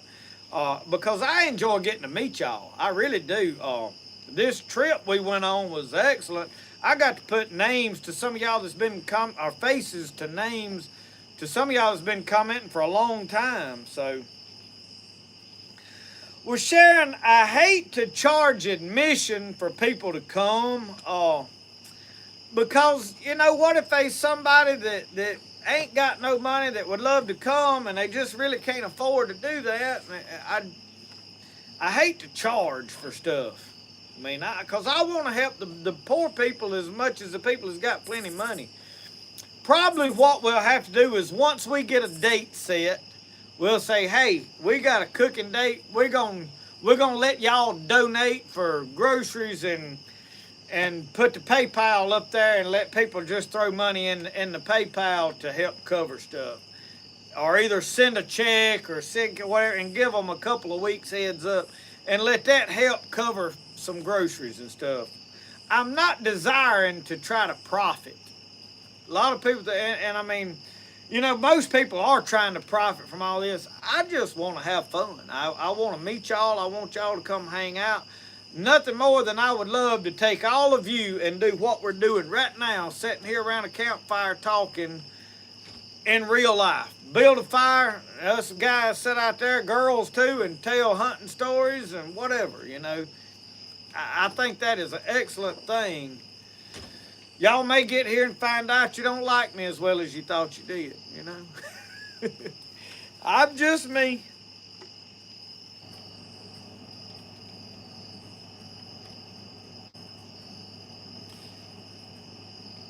Have everyone bring a covered dish? Well, I got to find out before you bring a covered dish if you got cats on the counter. You know, just a thought that crossed my mind. I probably shouldn't have said out loud.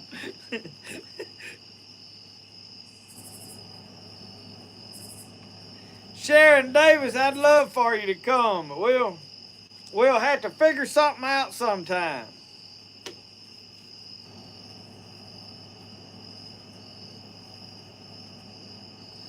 Huck Rochford, thank you. Mary, thank you. She said, thank you for speaking the word of God and speaking the truth. It's a blessing. Thank you so much. I just try to do what I do and keep it real. Can I officiate a wedding in Mississippi? I am not 100% licensed. I can perform a ceremony, but I have to get my pastor or somebody like that to be present. They're pushing me to get my license through the organization I'm affiliated with that would license me in Mississippi. And the thing is in November, I would have to go through and rush through all of this. So I doubt and then it comes up again, I think, in February. I need to go through and get that done. But it's an expense.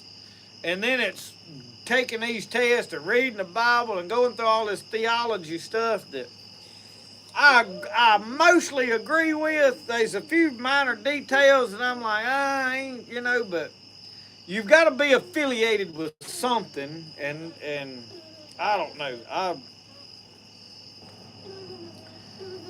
I just have to say, John, me and y'all were, we had pushed, we've never really sat down and talked to each other, but we've tossed the idea back and forth about doing some fishing videos together. But he stays extremely busy. I stay extremely busy. I don't know how we'd make it happen. Brother Blink, I don't know what happened to him. I hadn't heard from him since me and him went fishing. He called me one day. He was going to set us up to go to Grenada fishing, and I ain't heard from him since. And that was back to spring. I think he done got with them boys over there's got a bigger channel. He ain't got time for me no more. So I don't know. I like old y'all. And Trent, I don't know much about Trent. He's got some good stuff. I don't really, I don't know him very well though.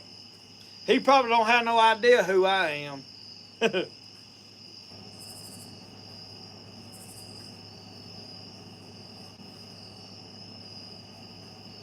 David said the cat may end up in the pot. I'm afraid the cat would eat out of the pot's what I'm more afraid of. What cat? Brian Pearson, them potlucks. Everybody want who made this, or who made that, who made anything you consider eating. Well, who made it? Because you automatically know, well, who's got. Which in our church, as far as I know, everybody that brings food there, I'll eat about everybody's food that's there. And we used to have some really good cooks. We've still got some good cooks, but back when I was younger and we had some of them old gray-haired ladies that sure enough been cooking all their lives, started cooking when they was teenagers and had to cook, man, they could flat put their foot off in it. You know what I mean? Y'all ever heard that expression when they cook and they put their foot in it? That's when it's really good. So now Michelle has got to where she is a really good cook. And we've still got some ladies cook, but so far I've been fortunate. We've never had like, well, so-and-so made that, I ain't eating their cooking, But you never know, because I have been to some houses that, and ours ain't the cleanest in the world, but, I don't like cats on the counter and hair in my food such as that either. Oh, Lord. Just one of them things, Some people it may not bother, and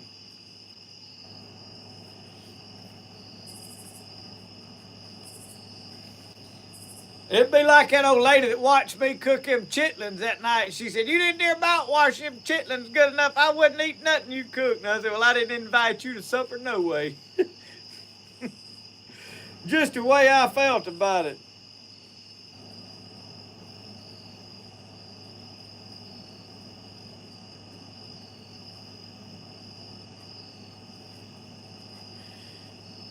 Uncle Sasquatch, we had a cat in the house when we first got married. We had this big old gray cat. And I'd come home from work, and that thing, it wouldn't get on nothing when I was him.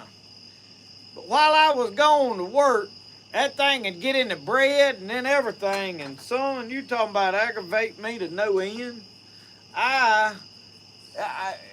And the funniest thing happened one night. The cat got up on the counter. I was sitting in the recliner and looked over there, and that was the last cat we ever had in the house. It finally got ran over is what happened to it. And I liked the cat, kept rats, which when we was in that trailer, we had mice problem bad. My low battery keeps coming up on my screen. I got to get it all. But I was sitting there one night, and that frazzling cat jumped up on the counter fixing to help itself to some groceries that we had left on the counter, and I hollered at that cat. I don't think Michelle was in there. Well, when I hollered at it, that was the dining room table in that little old trailer, it was one little old small room. It wasn't from here to that chair over there to the table. The cat hopped. Well, when the cat hopped, when it landed on that table, there was a sheet of paper on that table, and it landed on that sheet of paper with its feet shot out from under it. Off in the floor it went, and it broke its leg. And I had the awfulest time convincing my wife that I didn't hit that cat and break its leg. And I had to confess I was a mind to break its leg, but I ain't that cruel, you know what I mean? But that's what happened. It jumped off over there. And it was kind of funny when it happened till I realized, well, the cat's hurt now, and then had a vet bill, and that vet bill wasn't funny at all. There ain't nothing worse than having to pay a vet bill on something you really didn't like to begin with. Y'all ever had to do that? All right, mosquitoes is gonna eat us up. Jason McAllister said he's sorry he's so late. Well, we'll forgive you this one time, but don't let it happen no more.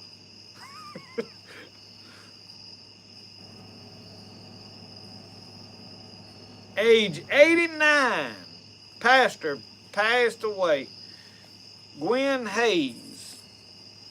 Sorry to hear about that, Lord, but at least he lived a good long life. Ricky Johnson, after that cat passed away, we ain't never had another cat in the house. And I'm going to tell y'all something else. When Roscoe's gone, won't be another dog in the house either. I wasn't raised with a dog in the house. My wife was, so when we got married, we've always raised our dogs in the house. Well, dog in the house is one thing. We put all concrete floors, stained all our concrete through the house. No problem to clean up dog pee. Mop it up, pine saw, you can clean it up, it's okay. Don't have a smell and all that.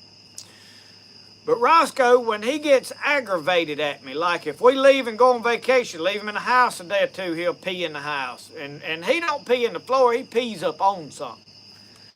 But now, if we make him mad and he's aggravated at us, he'll deliberately pee on something for spite. Well, that ain't the worst thing.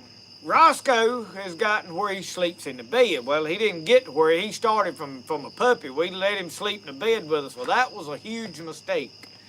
We wear out sheets washing them.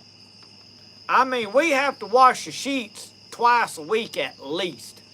And it's because Roscoe's outside, inside. We can wipe him off, brush him off, still the dirt gets in the bed. And we so attached to him that at this point there's no turning back. But when he's gone, I don't even want another dog in the house. It's done me. That'll never be again. So, word of advice: I know you love your pet. I know you don't let them in the bed. It's a mistake. I'm telling you it is. Them sheets get expensive after a while, especially if you buy good ones.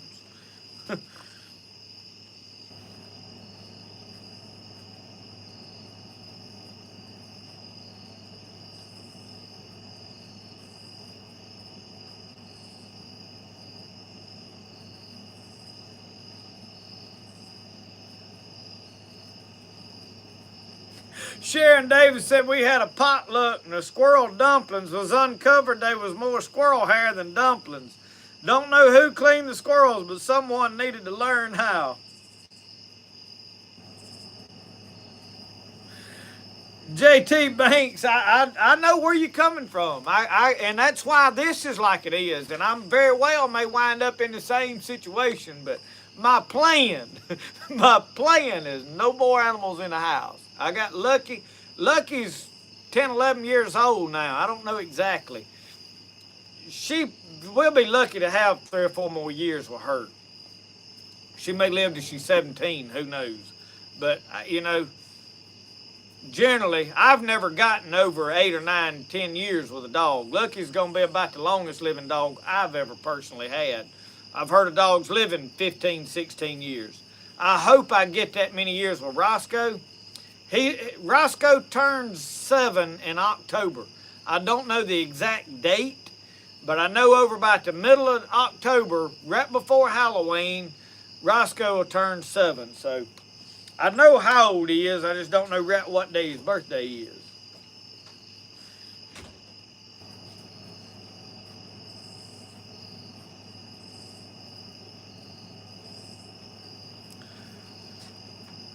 What you think?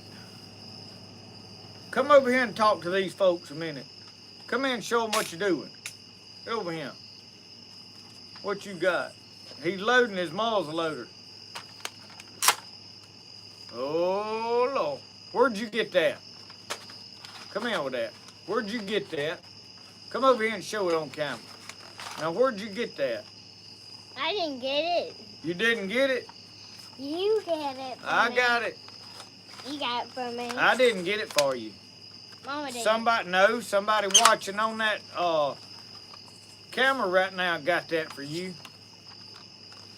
When we went and baptized Mr. Greg and them up there in Tennessee, they sent that home for Brody. Brody got him a muzzle loading shotgun, Nerf gun out of the deal. Well, Jeffrey from the Great Outdoors is here. I'm behind on your videos, Jeffrey. I've seen them popping up, and I've had so much going on, I ain't had time to sit down and watch nothing. And then today, when I did turn stuff on the TV, I turned Alabama football on and let it play. God forgive me, Lord. Anyway, that's what happened. But I got to get caught up on your videos, y'all. He's been updating. He's building him a tiny house and all kind of stuff going on over there on his fort he's building or whatever it is, compound. No, he's got a cool little off-grid deal going on over. Y'all need to check it out if you're interested in any of that kind of stuff. And he is hilarious. He just good old country boy living life. I think y'all would like what he's doing over there. Y'all, Brody, sit down and talk to him a minute while I go get some coffee. Okay. You tell him some wild tale. I know you got a tale up your sleeve. You ain't got no wild story to tell? No. Sit down in that chair right there. They can see you in it. Don't step in that candle. You put it up there. What's some wild something that's happened to you you're going to tell them about? What's something exciting that's happened here recently? Well, He's good at making up tales. yeah. You ain't got no tale to tell them? Yeah, but where are you going? I'm going to go get some coffee and come right back. Okay. We'll come up with something to talk to them about while I'm gone. Okay. You ain't got nothing? I do. Jeffrey, I'm 6, 7 years into this and I'm still winging it.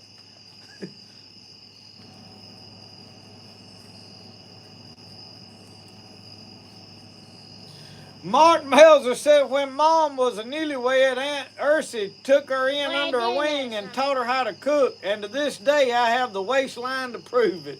Wait, I do know something. What you know? How we're building that brush shelter. I'm going to go get coffee. Okay. Go tell them about your brush shelter you're going to build. Okay.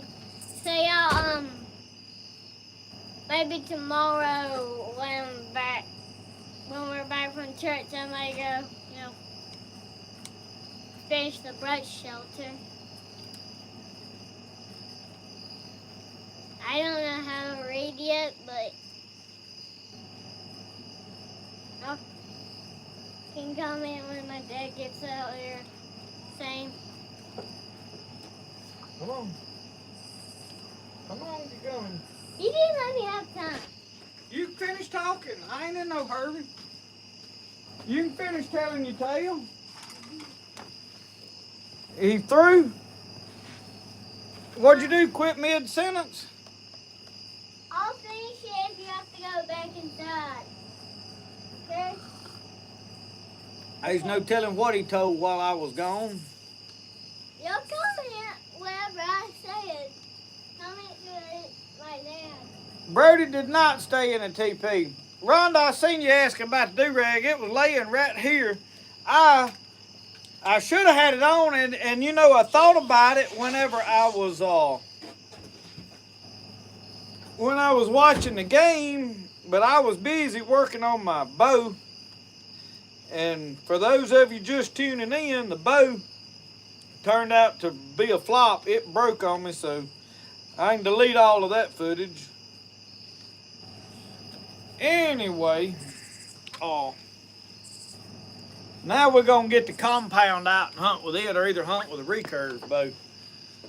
But Alabama did win today. I watched the last half was it. What, you need that and tie it on?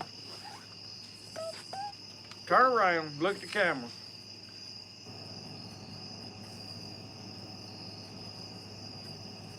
I got to get it folded right to fit his little old noggin. Hold your head still. You can't go to turning your head around while we tying it. Hold your head still. Look at the camera. Look straight at that camera.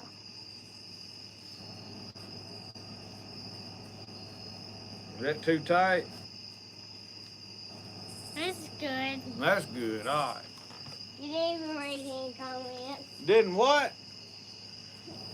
You didn't even say They said you sure are growing. Oh, yeah. Wade Hardaway, it is a Guard Pro camera. I put the link in the description of that video. They have turned out to be some pretty good cameras. The footage, when I watch a video that it takes, 10-second video, it kind of jumps. Like, it ain't a smooth video like the Rio Link does. But now, whenever I'm watching it live and I hit record, it's smooth as butter. But for the price, it's hard to beat. And they work good. They got good service. They was easy to set up, and that's what I like. I hate all this so sophisticated I have trouble with. The Rio Link, when I set that camera up, I spent half of this week every time I'd pick it up and look at it, it was looking up here or looking down there. I'd have to reset the direction. And my phone is fixing to die if I don't. I was hoping I was fixing to be done. We ain't gonna be here long, but it may die before I get through. I don't know. Don't get your charge then. Oh, yeah. Oh. So what I'm doing, y'all, I got a battery pack. I keep one of these little old battery bricks. So give me a second. Let me hook this up. All right.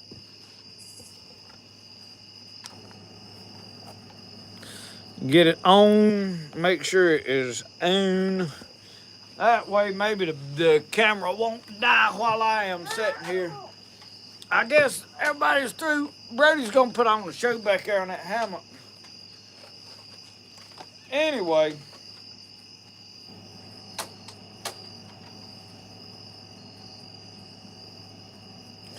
David, we have not made Brody's brush shelter yet. He's run off and been gone every time we turn around this week. He spent last night at Nana's, wasn't even here, so. We're not finished it tomorrow. Yeah, but do it tomorrow. But anyway, them cameras is working good. The Rio Link, I finally got it where it's working right. I've had 3 spikes. I've had a doe with 2 little ones, and then there's various single does coming in and out. I don't know if they're the same ones or a different one. I know they 2 different cameras. It's obviously 2 different ones there, but I don't know if I just got one doe coming in every night. Anyway, few deer, which we've had them up just this week, so it'll take a little while. I hadn't seen any big rack of horns yet. When I do, I'll probably try to share a video or a picture or something, but we are... Jason, my bow broke. I can't post a video on how to make a bow when I can't make one. I was trying to put the string on it today and it broke, so we're going to have to back up and punt. May have to go back to watching Clay Hayes videos again. It's been a while since I watched one, but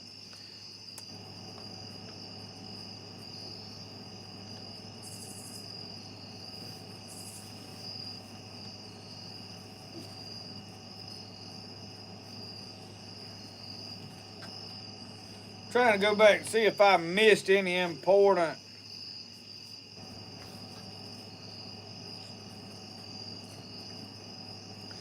Y'all talking about the great outdoors. Y'all, Jeffrey is really doing a good job making videos. I really do think most of you would enjoy what he's doing over there. He's just starting out. Obviously, like the rest of us, got a lot to learn. But I've been 6 years at it. I still got a lot to learn.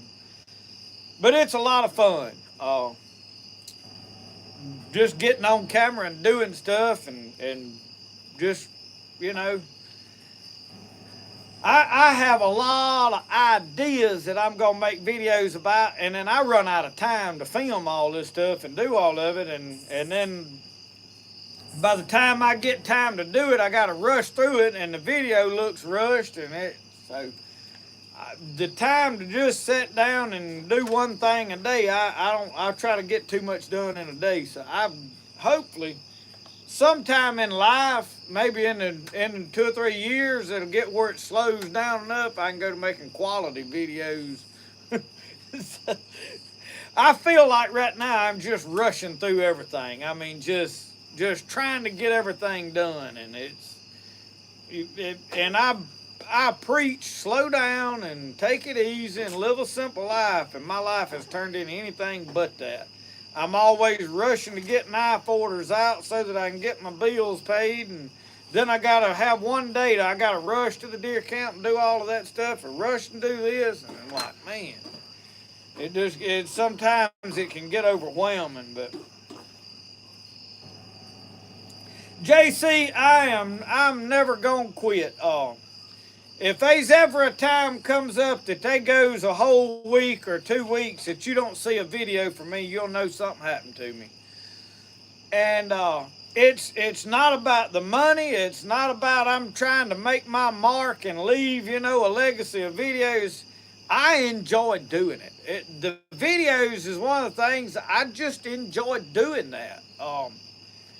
It's like the knife making stuff. I'm hoping that I get to where I set up my DSLR cameras and get me a thing set up, because I'm fixing to start making some one-of-a-kind knives in the forge. I've got my anvil set up. As soon as it cools off enough, we're going to go into making these railroad spike tomahawks for a while, and I know I've had a bunch of people asking about, are you going to sell them? Eventually, but they're not worth more than $100, hardly. Because it's a mild steel. They're good for throwing. However, I'm going to learn to make some better hawks out of like bush hog blades. I think I can take a section of bush hog blades, squish part of it down and drift a knife through it and beat an edge on it and have a really good little axe, tomahawk, whatever. You can take rasp and make them, and I may learn to forge weld and take the end of that railroad spike and split it and put a good hard piece of steel in there, even a lawnmower blade, and make a really nice axe then. And if we do that, we might come up with something. But for me to be able to forge them out and sell them for around $100, $120, something like that, I've got to get way faster and better at making them, and then I've got to source handle material. Some of the wood that I've had, it took me a good while to shave that down to make a handle. So probably what I need to do to sell them is just order some handles and stick them in there and be done with it. Because with that drill, the store-bought ones should work. But we'll see where that goes from here. But I want to set up and film a good bit more of the blacksmithing and that type of stuff. Just building some of that. Obviously, we got hunting videos, so we're going to go into some primitive stuff. As we start cooling off where we film in a teepee, I want to do primitive fire making, hand drills, bow drills. I'm fairly decent at primitive fire stuff. I just don't have time to do a lot of it. It's too hot for one thing. So, and then I'm still wanting to go fishing. Me and Brody's wanting to go to Tom Bigby and put jugs out before long. So I gotta have time to do all of this stuff. I'm gonna have to get somebody else to work and make y'all's knife orders so I can go do all the filming. But, talking about back to the videos, I enjoy doing it. I'm doing all this because I like it. And if you don't enjoy it, you're not going to do it long, because there's no money in it until you just get lucky and it explodes, or you do like me and just persevere and continue at it for years and years till it gets to something. A lot of people that get into this thinking, oh, I'm going to get in it and get rich, and you're going to have to get bad lucky, or either you've got some special talent that other people don't know nothing about, that you can just stand out from everybody. And there's those people are out there, and you could be one of them. By all means, I hope you are, and hope everybody does well. I don't have a problem with being jealous of other people being successful. Um, Sometimes it's frustrating when you watch somebody show up and boom, they explode, and you've been putting all this work in and not getting nowhere. But you know, I don't want to hold anybody else back so that I can move forward. I want to move forward, but I don't want to stop them so that I can go forward. I want them to be successful too. I want their channels to do well. But it's a challenge sometimes. Good night, Larry. We fixing to shut down. It is 9 o'clock. We're gonna call it in a minute. Mike Culpepper, you've been picking music tonight. I didn't get to see that. I would have liked to have heard you play.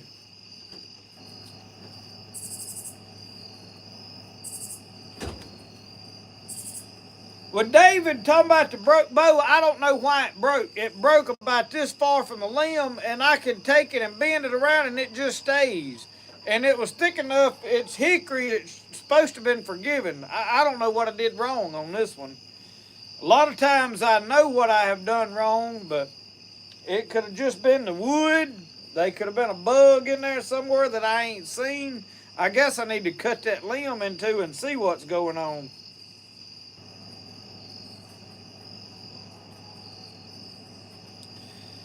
Uncle Sasquatch, there ain't much money in it, is it?